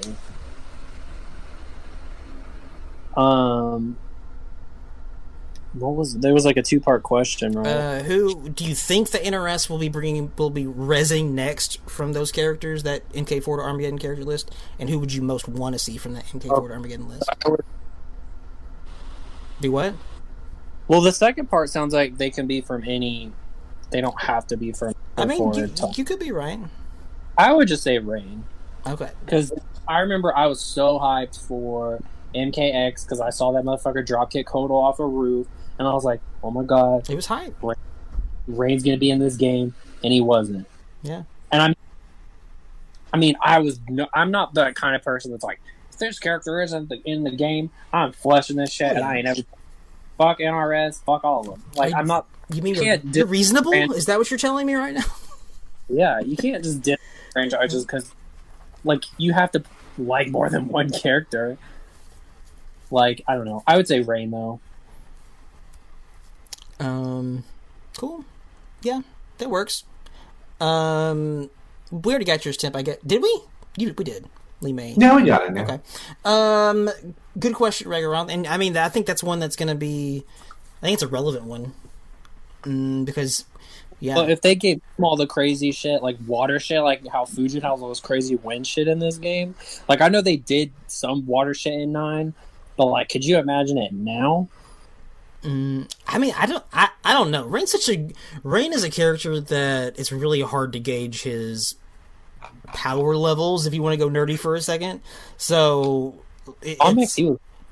Yeah, he was, but like that's a good example because it depends on like the writer and all that shit. Like Fujin, I've talked about it before. Fujin should have always been like broke, OP wise, but I feel like a bunch of the writers, including going all the way back to Mythologies and Mortal Kombat 4, didn't really know how to take advantage of his abilities in creative ways, visually, in creative ways, combat wise, and then it took a long time. That might have been a big reason why they never brought him back. They haven't brought him back until now because they were like, I mean, what's he gonna do? He's gonna do like Ermac shit. He's gonna do the fucking raise you up with a tornado like Katana does. Like, no, he doesn't have to do that. That's what you guys fucking gave him, and I don't know why you did.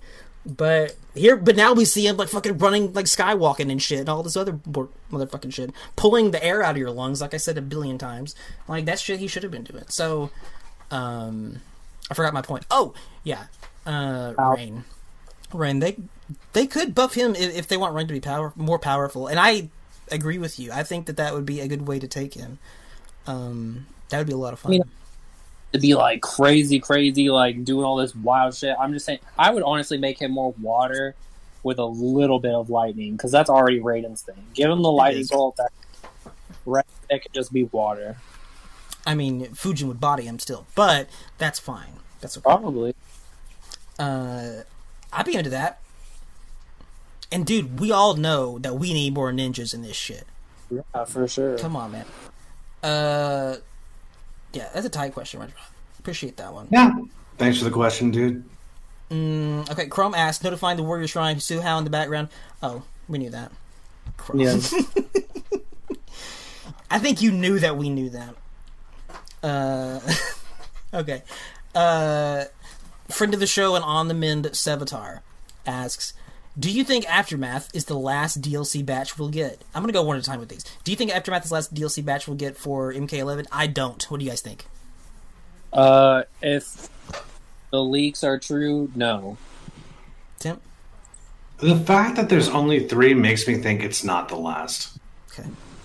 They haven't called it a combat pack either. I think there'll be a combat pack too. Yeah. An actual one. And then the next one is, do you have a current top 5? I don't know. If, you mean like competitive ones?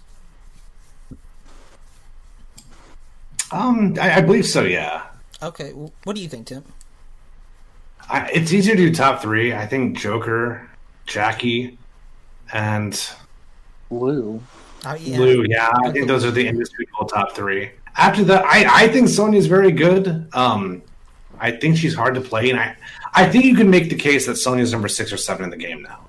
I still think she's too good, but maybe she's not in that top 5 conversation definitively, only possibly. I think Cetrion's really good. I think Cetrion is super good. I think Cassie is also really strong. I think she's still a huge contender in the game. What do you think, Pot? Joker free, Lou free. Third. Not Jackie? I mean, It's for me. It's either a tie between her or Garrus. Garrus has that move where he can break away from a combo grounded, not even in the air. So it's either Garrus or Jackie to me, or Lou. No, yeah, I already said Lou. You already said Lou. Yeah, either Jackie or Garrus, probably. I mean, my list is not that different than Tim's. I think the only character that I might swap out is Cetrion. But she is super good. Like, no doubt about that. But there's somebody else, and I just now forgot who they were. Fuck. So maybe my list is Timp's list. I don't know who it was. I was going to swap Cetrion with someone, though. But the other ones, I think, are, like, really clear. Like, these are the fucking bitches. I think Frost is top 10. That bitch is annoying as fuck. Frost is super good now. I think she was underrated even before. Like, her back... that mid-string and, like, jailing into her spin for shit. Like, she's good. Liu Kang is crazy, man. I fought one of those the other day online. Jesus. I don't want to talk about it. Has really practical crushing blows. Like, and they're... I don't want to say they're all guaranteed, but, like... Let's be real, guys. Like, it's not that hard to make somebody try to fail a throw attempt and it's really hard. Or up 3 crushing blow, get the flying kick crushing blow. It's super hard. Okay, and then he asks, which character has benefited the most from the revamp of MK11 and which has suffered the most? I mean, that could be, it depends on what you mean. I think the character who has benefited from the revamp the most... Man, I was going to say either Scarlet or Fujin. Scarlet or Fujin. Yeah, to me, those two are like the big ones. What do you think, Tim? Absolutely Scarlet. There's no question. Yeah, Scarlet. She is the most interesting character in the game to me. I love Scarlet. Yeah, like it's not the same character. Go ahead. Oh, I was just gonna say she's like not even the same character. Like, yeah, really in lore or in gameplay. Like, she's an orphan in MK11. Which, I mean, a lot of people are going to get butthurt because, you know... I think that's stupid. Like, reasons, but I'm very okay with it. I do not want to... I don't need another fucking Melina type... It's underwritten, I'll give them that, but I feel like the whole argument of Scarlet makes other characters redundant is just... it's fine. But as long as the dynamic's different, which it clearly is... It doesn't matter, in my opinion. I'm not sure. I'm not sure which side of the argument you're on. What are you saying? People don't like the fact that Scott's an orphan because it makes other characters' connection to Shao Kahn redundant, and I don't think that's true. But even if it is, I don't give a fuck. At least she's a character. As a golem, Scarlet was barely a character. Yeah, blood golem, like blood Ermac. So you're saying that she's like it wasn't even clear if Scarlet was sentient before. Other than her ending where she goes into rage or whatever, but you're saying you're okay with the orphan thing? Yeah, I'm fine with it. Okay, yeah, that's the same thing that I'm saying. I think the orphan was a really fucking good way to go because I don't need another Melina, and she was like another Melina but with even less of a character in Mortal Kombat 9. Yeah, all she did in 9 was chicken noises. And fucking like that wind pose where she like cuts your throat and like stands and it's like just fuck off, man. I like how different Ermac and Melina are, as in every way. Like they have very different personalities, and they have very different, like they're made different. Like they're the whole deal. They're not the same. And I think Scarlet is a really good third one when you use the Mortal Kombat 11 approach of Scarlet. I think that they all have their own strengths and weaknesses and quirks and whatnot, and all of those together being different, I think makes Shao Kahn a more interesting character. So yeah, I like that about Scarlet. I almost said Shang, but I mean he's not that much different from like regular. No, he's not that revamped. It's more just like going back and finding what's always been really good about the character and buffing that shit up. Like I remember, like MK9 Shang is superior too. I remember seeing like a blood sword in the reveal event where Scarlet's like walking up, and I was like, "There's no fucking way." That's how everybody was, dude. Like, Is that And I'm fucking like- Scarlet? What? No. Yeah, and I'm hold up. Like, that was wild to me. That was crazy. I'm pretty sure that Temp and I were live reacting to that trailer. There's only one part of that whole reveal I freaked out, and that was Scarlet. That was crazy. That was so unexpected. GG's. It's break at work, and I feel like not a whole one, but like a little tear came out. Tiny. A little bit of pee came out. Yeah. And who do we think suffered the worst? I don't know what that means, but I'm gonna assume that it means something. Then- Just say Cabal. I don't think so. Sindel or Cabal. I think Cabal got the shortest of short sticks in this game. Overall, Cabal's gameplay wise, Sindel. Okay, that sounds. Oh, wait. Oh, for Nightwolf. Oh fuck me, I forgot. I think about- Nightwolf's fucking personality and that shit like that was nowhere near as fucked as Cabal's. Not personality, though, but gameplay-wise. Like Nightwolf was not turned into Adam Sandler. God, Cabal's fucking man. one of those three. I like Nightwolf, but gameplay, he's so boring. Let me at Temp Talk playing Scarlet. I don't know what that. Do you want to just talk about playing Scarlet? I don't know what that means. Scarlet, I guess if I do a short temp talk on Scarlet, Uh-huh. I think Scarlet's a very interesting character, and I think one of my favorite things about her is she doesn't play the traditional up-close meta that a lot of characters do. But the thing about Scarlet is to really get the most interesting elements out of her, the spacing where she excels at is the most hostile spacing in the game. So, and a lot of characters are able to negate that. So I'm still a believer. I think the character is very viable, but yeah, it's a challenge. Yeah. Frost. I forgot about her. Frost is the bad reinvention too. I mean, it's still nowhere near as bad as those other ones that we talked about, though. Because she's always been a dumb, crazy bitch. I mean, And in this I like- game, she's just a robot, dumb, crazy bitch. Did you see her at MKX right there with the fucking shank? Like, she's fucking retarded, dude. And but that was the same kind of bullshit she was doing in the old games too. The 3D era, quote. She just fucking whatever. Yeah, this version of Scarlet. Frost is extra whack because of the robot thing.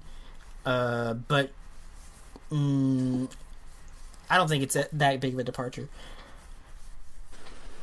Damn it, another one. You're lucky that we feel bad for you, Sevatar. Actually, I don't think I heard the Temp take on MK11 Sindel. Be interested to hear how badly he took it, given how much the character means to him.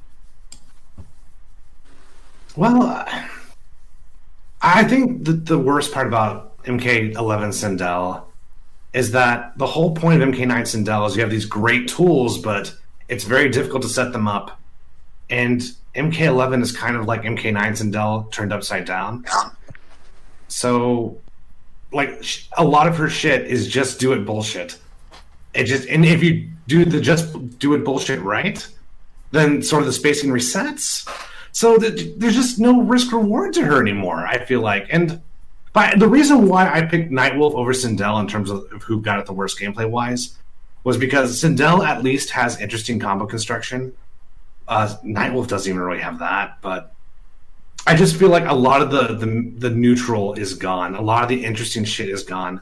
The flight cancels are completely gone. They don't even exist anymore. And that was one of the coolest things about her.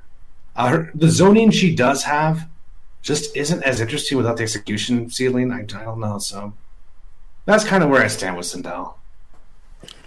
Okay. Then Aramon On asked... that note, I'll actually be right back, but I will answer Armand's question. But I need 3 minutes. 1 second. Okay, man, go for it. I guess I guess we'll get started on it. Armand asks, what are the fighting game archetypes you guys least like to play? For me, it's grapplers. This is Armand. For me, it's grapplers. I don't like slow characters that much, and I don't like to stand that close to my opponents while having to do 720 or half circle motions. Yeah. That's not my playstyle either, and I also really don't like charge characters. That's just not my thing. I like I tend to like characters that let me be a little bit slippery, so I can like do stupid jumps that drives pot nuts. I can back in and back out of situations, and and at any point I can throw out some shit and be a maniac. And like, I don't think that like you can't be anywhere near a maniac with a charge character. So that's definitely not my thing. What about you, Pot? Least favorite? Least favorite fighting game archetype. Well, I mean, there's like Rushdown, Grappler, Zoner, The one that like I said. Trap character. Least favorite. You are a character whore. You play the field big time. Yeah, but I'm not like that. Maybe I am like that in all fighting games. I don't know. Least favorite probably is like, I like Execution, but I guess that counts as an archetype too. Like characters that have wild execution where I don't feel like the payoff is big enough. Like Lee in Tekken. Like, it's cool, the D4 can do all that shit, but it's like, I would rather play a character where I could do about the same damage for, like, less effort. I'm not saying execution is... I'm just saying, like, sometimes, like, it's just, like, it's just too daunting. So probably, like, a character that's, like, ridiculously execution heavy. Okay. I'm back, by the way. It's good timing. Tim, would you count like an execution heavy character as I would say so. I think it's always kind of like a hybrid. Like, I think it would be difficult to argue that Gen in Street Fighter 4 is not an execution archetype. But it's always mixed in with something else, where basically, like, you only get half a character if you can't play them properly. That's kind of where I put Lee or Gen. That's kind of where I categorize them. Because Armand asks what the least...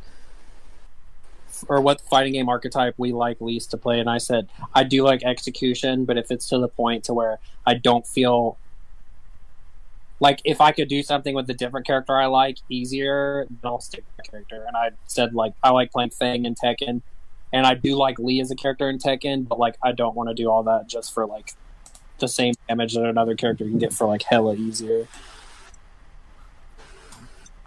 I would probably say my least favorite is the turtle archetype. Because I've played a lot of zoners in the past. I feel like I don't even feel like zoning's an archetype. Zoning is a category of archetypes, right? So, like old Sagat in Super Turbo, like any character that requires me to do nothing or to do only one thing a lot to succeed is just fundamentally not interesting to me. Like Guile. Guile's in Street Fighter 5. I feel like he's very offensive, though. I feel like Guile excels at going in. But I mean, like SF2 Guiles, like classic Guile, where he has two broken tools, and you have to get around those two to even start playing the game. Yeah, that's not super interesting to me, but I mean, that's what I said. I said that I don't go for charge characters.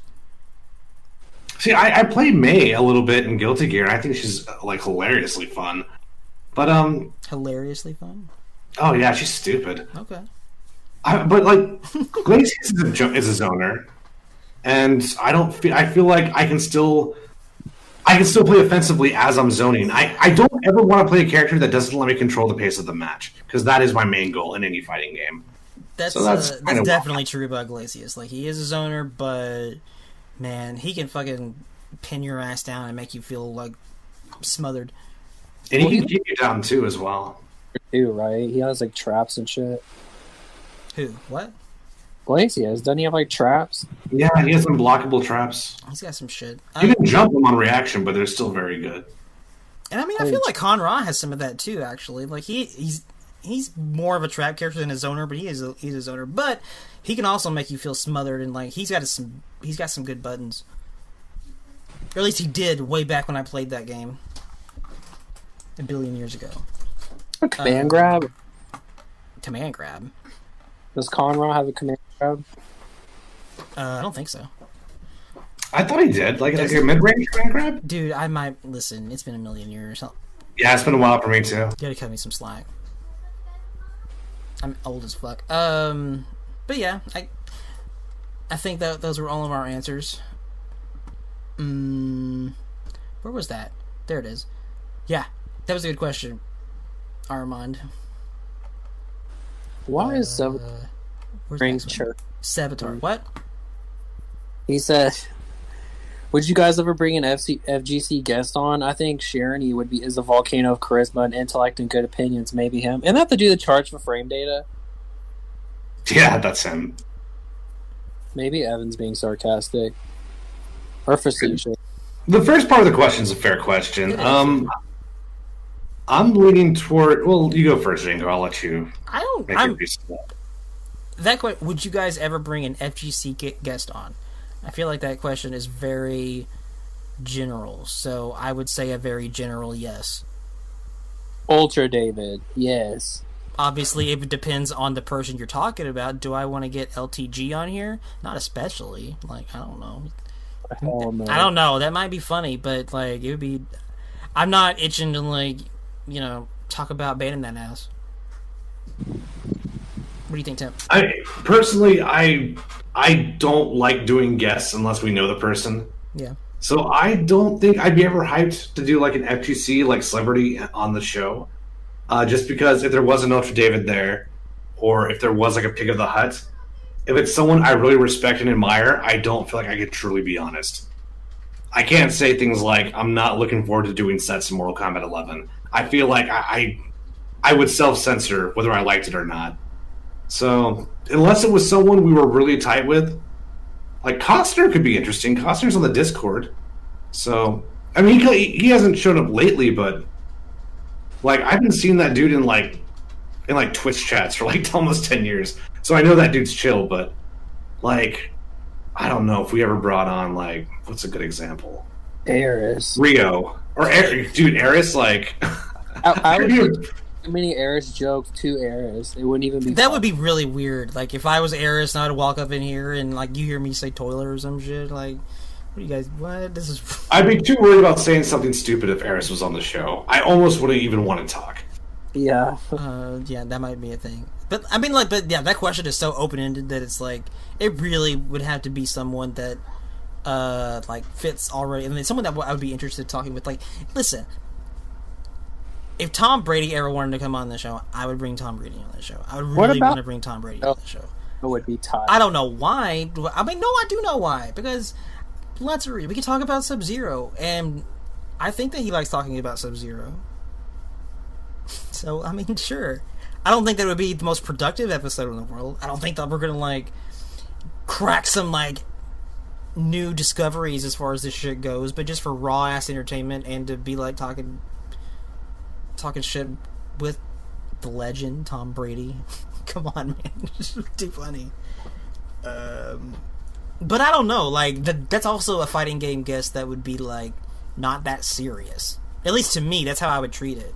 Like, this isn't like, oh my god, I'm going to do some super journalism here. Like, no. This is just fun. And maybe and another one would be like, that's not even an FGC person, but Paulo. I would totally bring Paulo on here. If I could. Which I can't. But if I could, that'd be tight. Tim, you have any interest in talking to Paulo? Hell no, he doesn't. Fuck Paulo. Hard.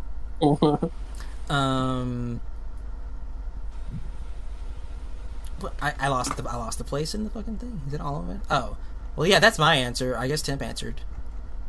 I said like Ultra David, but oh yeah, Ultra David. I mean, the Ultra David's like he's one of the people that defends this game, though. He is, but like he's also someone who like I don't know. I don't have really anything I want to talk to him about, and that's kind of the deal. Like I would definitely want to bring someone on who's like just. I'm not bringing them on as a influencer, I guess, where a lot of shows obviously you do that, like you bring on a guest that already has a group and I want to get their fans. That's not a reason I would want to bring on somebody. I would want to bring on somebody that I that I have like stuff I want to talk to them about specifically. But they would have to play MK because like most of the people I can think of would be like, I would love to talk to Yipes. I would love to talk to Chris Who because I think the funniest fuck Chris Matrix. Chris G. You know a lot of Chris's here. Did we answer that question? I think we answered that question. I gotta find it. But I lost the fucking thread. I still have it pulled up. Get Daigo. I was about to say Randy. I was about to say Daigo. Next. I wouldn't want to bring on Daigo because again, I don't have anything to talk to him about. Like, what am I gonna talk to him about? Like, yo, so, do you ever parry so hard, like, that you ever feel like you're going too far with parries? Like, I mean, well, y'all know in Evo Mode 7, he didn't even win that match. So, I mean, it's still tough. But well, I thought he won that set, but he didn't win the tournament. That's what I thought. Tournament, yeah. But it was tight. Did we answer that question? We answered that question. So. I think so. Next question asks, for me, I rarely ever get singled out. This is hype. Question for Django. There are multiple things that make a good fighting game. Characters, gameplay, netcode, single-player content, music. What, in your opinion, or your team's opinion, is the most important thing to focus on when first developing a fighting game? And he goes on to say, in my opinion, it's characters. In order for me to pick up a fighting game, I have to have a character I want to lap for hours and hours. Yeah. Kinda. A little bit, yeah. Characters, I mean, like, what else does a fighting game have besides its roster? It has, if it doesn't have characters that you care about, and you care about them just by looking at them, I mean, you can't really, like, hope for anything else to really get them in the fucking door, to get people in the door, especially now, because back in the arcade days, you know, you could just fucking, whatever, it was a quarter, right? You could just walk in like, oh, this game looks whack. I'm gonna toss in a quarter, and I go, okay, whatever, fuck around. That's not the case now. There's such a big, like, barrier to entry for video games. Like, it's an investment, to, like, you pay. You have to, like, you really have to buy the game in most cases. You have to buy the game, except for, like, Killer Instinct or something, which is why those games like Killer Instinct in that model is so appealing to me, but definitely not to the business people. And I understand obviously why, but even outside of that, like back in the arcade games, you also didn't have to worry about consoles.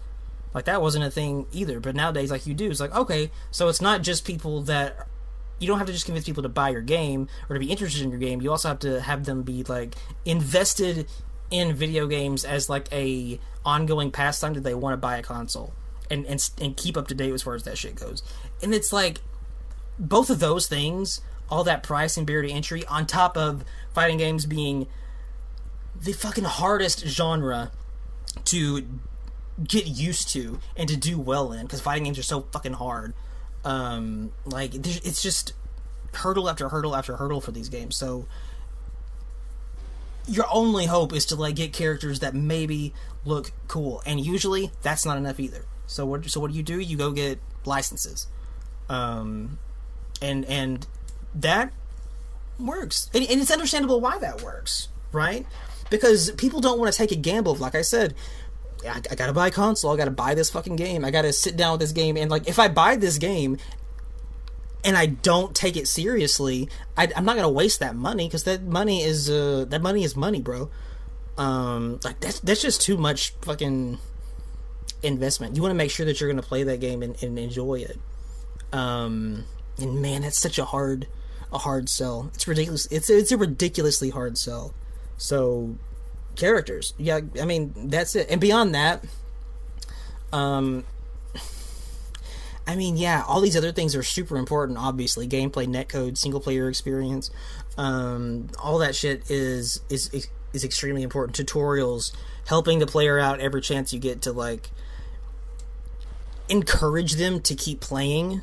Because the games can be so daunting sometimes and difficult that it's easy for them to get discouraged. It's easy for them to get like too daunted out, and they just don't want to do it. Characters, big time. really get that in there, and then it kind of goes along with that thing I was saying earlier about when we were talking about crushing blows and counter hits and whatnot. Working ways of learning how to play fighting games into the fighting game, not just the training. But not things that like are obvious, like get in the way and big flashy distracting. But teaching this shit to players while they're playing the game, and teaching them in fun ways, and do stuff like that to empower the player, to make them feel so cool, super cool, make them feel like fucking they're badasses, and do all that shit to really, I mean, to coddle them, to make, what the hell? Are you in the toilet again? What'd you say? What? I had the sink turned on. I forgot I wasn't muted. Totes. Yeah. I was boiling some tea. Totally. Yeah, that's fighting games. God, fighting games are fucking hard. They're hard in every capacity, no matter where you're coming from, to develop, to play, to all this shit. It's so much, especially nowadays, because it's like, man, fuck your fighting game. I'm gonna go play Fortnite, and that's what happens. And I can't be like, I don't understand this kid these days. No, I totally understand. I get it, man. Fortnite is way easier, and you can just fucking buy this shitty dance and just dance, make your character do this shit, and lol, and fuck off, right? Like, whatever. Fortnite fighting game win. Like, I don't want to talk about that. So to answer your question, characters, I would agree. Right up front, characters, and right behind that, designing the game to empower the player and teach the player, and to make sure they're having fun with every step, and not designing the game around Street Fighter 2. You can, and like designing your game as a traditional fighting game, even if you want to make a traditional fighting game, that's fine, but you got to put your priority. It sounds like such a fucking pitch line, right? Like a stupid thing. Prioritize the player. If the player's not your priority, you don't know shit. But seriously, like, really, really do everything you can to make sure your player is having the best fucking time they possibly can. Those are like the two I would put up first: characters, and then that thing. And it's because if you don't have those two things, then they're gone. They're out of here, man. Even if you did get them at the door with Dragon Ball. That's it. That would be my answer. I don't know. You guys have any thoughts on that? I don't know specifically. I just know that creating a fighting game now is extremely difficult because you're compared to everything, and I think I don't have an answer to that. If you were to ask me, how do you keep someone playing a fighting game more than 5 minutes? I don't really think there is a good answer to that because I don't know. I don't know the person. It's such an abstract, hypothetical player that I don't know what they're looking for. But I know it's good playing a fighting game for more than 5 minutes, but I'm the minority, I guess. It's fucking. I don't know. What? Probably balance. Do what? Balance. Balance. I mean, what do you mean balance? Developing a fighting game, that's like hard as fuck. Balance, characters. Oh well, yeah. And a lot of the times, like the other thing that's mechanics, like I don't know, it's all hard. It's like, thinking about making a fighting game makes my butthole hurt. Mine too. It's this thing, and it fucking sucks so bad because whenever you're doing this shit, and especially if you're like an unknown developer, you get questions from publishers like every step of the way, right? Like questions like these, and like you want to answer like Temp did, right? Like, I don't fucking know how to, make players want to play this game instead of Fortnite. I don't know how to fucking, but that's the questions that publishers want answered. Like, what are you doing? Like, how is this game going to be the next Fortnite? And I'm like, I want to shoot you in the fucking nuts. Like, that's the stupidest question I've ever heard in my life. Fighting games ain't ever going to be Fortnite. And there's a billion reasons why I hate that question, right? But that question happens from every fucking almost every publisher that we've ever interacted with. And I understand why, because none of them are like, you know, have a history of doing fighting game shit. Obviously, Capcom's not going to ask that question, right? Like shit like that. Come on, they're not dumb. But most other developers, they'd be like, why isn't your game going to be the next Fortnite? How are you going to be the next whatever? And if you don't have a great answer, it's like, well, why don't you guys make Fortnite? Like, why didn't I don't know. It's such a hard fucking sell, and then publisher's gonna leave. I feel like I'm going into a really specific scenario. That's just my work life right now. Yeah, Armand, characters. You gotta have really cool looking characters that are gonna suck you in, and it's probably gonna be a license, unfortunately, because you're already sucked. That's all. I feel sad. Thanks for the question, Armand. Okay. Armand asks, do you guys think streaming fighting games on Twitch is harder than other game genres, especially if you're by yourself and just starting out streaming fighting games? You mean like if you're wanting to build a Twitch audience and become a Twitcher? Is it harder if you're trying to do fighting game shit? Probably, because who gives a shit about fighting games, right? And I say that compared to other games, you know what I mean? So I don't know. What do you guys think, though? I think how you approach a fighting game will drastically make your experience different. And if you have a Twitch audience, like I've always believed, your character is the lens in which you experience the fighting game.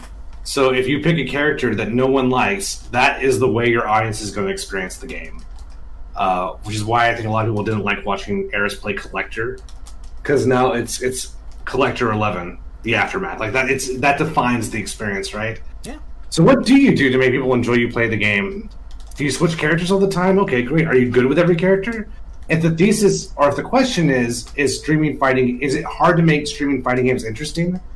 Then if it means playing every character, then yes, it's very hard. It's extremely difficult. So, you have to be like Eris. I don't know. Eris got all those like Tekken views on Twitch, and it's just because it's Eris. Like, I don't know. Yeah, it's a good. I mean, your opponent who you play also kind of defines that experience as well. So when Eris brought on like stream monsters to play him on the stream, I think that helped a lot. It was cool seeing how the stream monsters would play or not play. So, you remember when you fought that whole wrong and the guy kept using like weird ass like item moves in the air? So it's like, what the fuck is this? Like that little like mini motorcycle and shit. That was time. I forgot about that. That video cracks me up every time.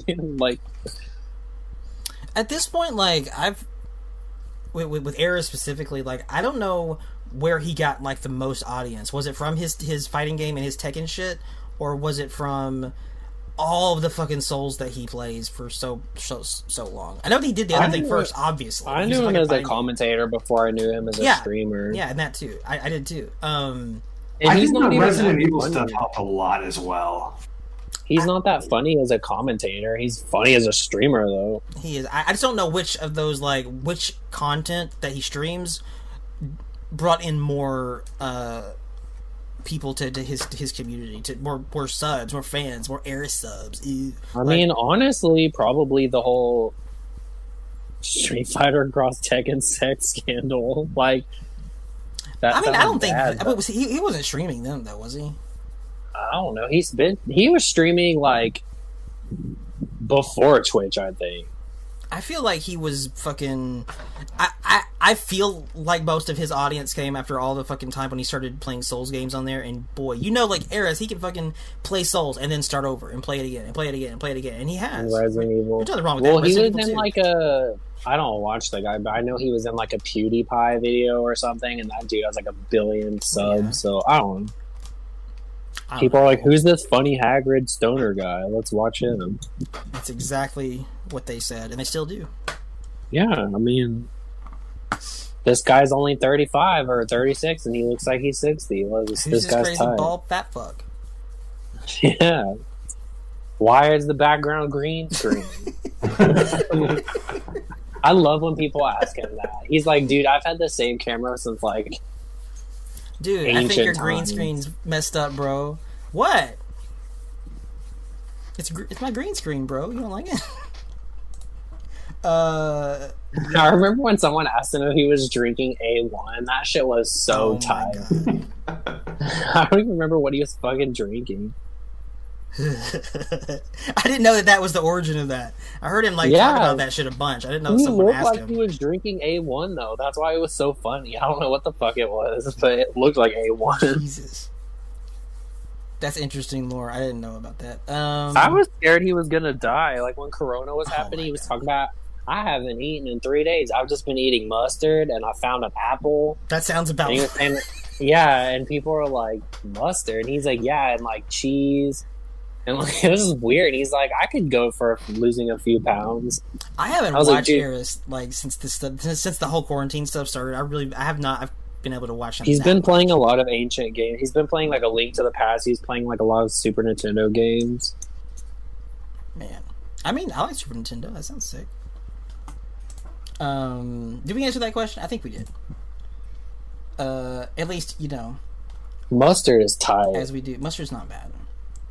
Like Armand, the sauce, not the person. you know but what's he's tight? tight. Soy sauce. D4 still ain't fucking tried that shit. Isn't that fucked up? He's never had soy Yeah, sauce. that's whack. Come on, man. Soy sauce is. I love soy sauce. I mean, I ain't drinking it like A1, but like, man, that shit is tight. Armand asks, question for Pot. I think this question might be new.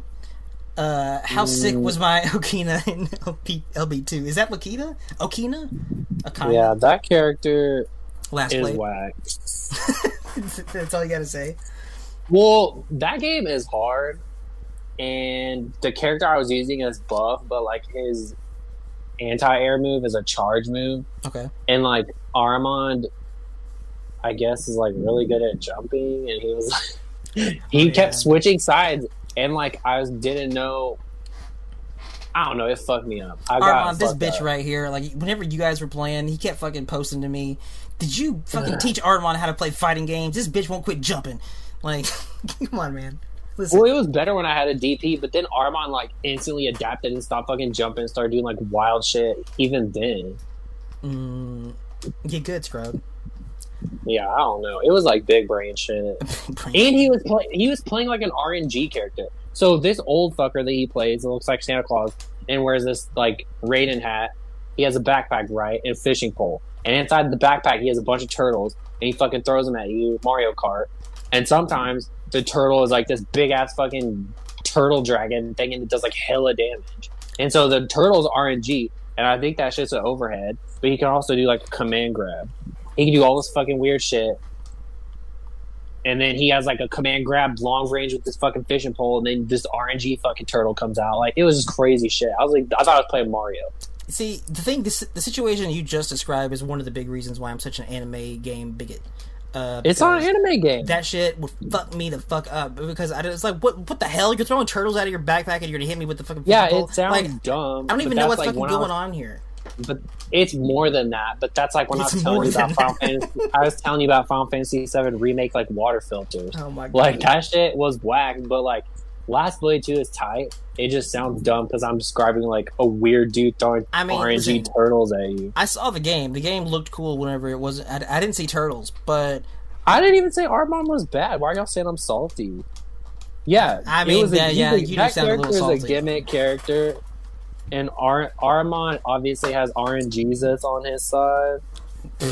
dude, come on, man. Like, listen, dude. Jumping does make you a little salty. It's a thing.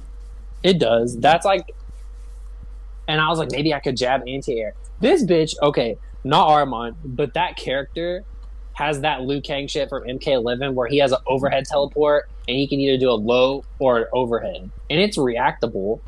But I didn't have a DP. You gonna be alright? Yeah, I'm fine. I'm not high.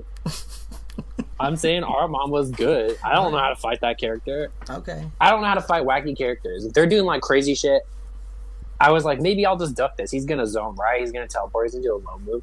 Then he starts throwing fucking turtles at me, and they're like overhead and shit. It was tight. And that game has hella damage. Like, the damage in that game is tight. And this is Last Blade 2 we're talking about, in case we didn't make that clear. That game does have some sick looking shit. That is the end of the questions. Everybody's posting like salt pictures and gameplay. That's what it sounds like. That's what I'm hearing. I literally was salty. You could. I There's receipts. I know. I could show you all the receipts, but I do that same shit when I play Django or like Temp or whatever. You were typing over there in the other chat, like fucking Temp and his stupid sweeps and KOF or whatever. Or like, I've bitched about Grand Blue too. I don't even get that salty. It's more so like. I'm just like, there's no way like X person is gonna keep sweeping me. Oh my and it god, happens. I love that. There's no way this person's gonna down one Nomad dash. That is my fucking favorite fucking shit. There's no way. I love those. There's no way. Yeah, dude. I'm like, there's no way Armand's gonna keep jumping me and smacking me with this fishing pole, bitch, and I fucking got like flawless. Like that's just shit. I don't know. It was tight, but I was salty. Yeah. Yeah, we know. Why y'all saying I'm lying, dude? I just told y'all there's receipts. Dude. We made it. We got there. We understand. You're not salty at all. Good game. D4 said Temp sweeps are legit retard shit, though. I don't. To this day, I still don't really know how to think about that because KOF sweeps were godlike. I mean, it was working, and if it's working, why stop? Yeah, no, it was like it was good. Also, some KOF shit, like, it's like hard links are involved to get your bread and butter with Rio. So it's like, okay, well, I don't want to fuck up the link. I'm kind of, link in the sweep. Yeah, so I was like, do the combo confirm or sweep. I did the sweep. I took the set. Get fucked. No, it worked. And then you do, like, hard knockdown into, like, whatever, jump over. Dude, and that shit with Leona, I was like, how the fuck is he sweeping me and switching sides and still has charge? I was, like, getting so mad. Dude, Leona was so fun. I actually wanted to keep going with KOF, but everyone just kind of dropped off. I'm down to play that game. That game is tight. Well, now it's Guilty Gear and Grand. Yeah, it's fleshed out. Too late. Yeah. Are you guys done with your bitch callings and blow ups? Armand called me out first. That was a question. He did. You're right. Listen, there may have been a Kappa face. We made it through the fucking questions. We answered them all. Yes, Temp play KOF. That game has so many hoes in it. Of course he could not play. He is a hoe, man.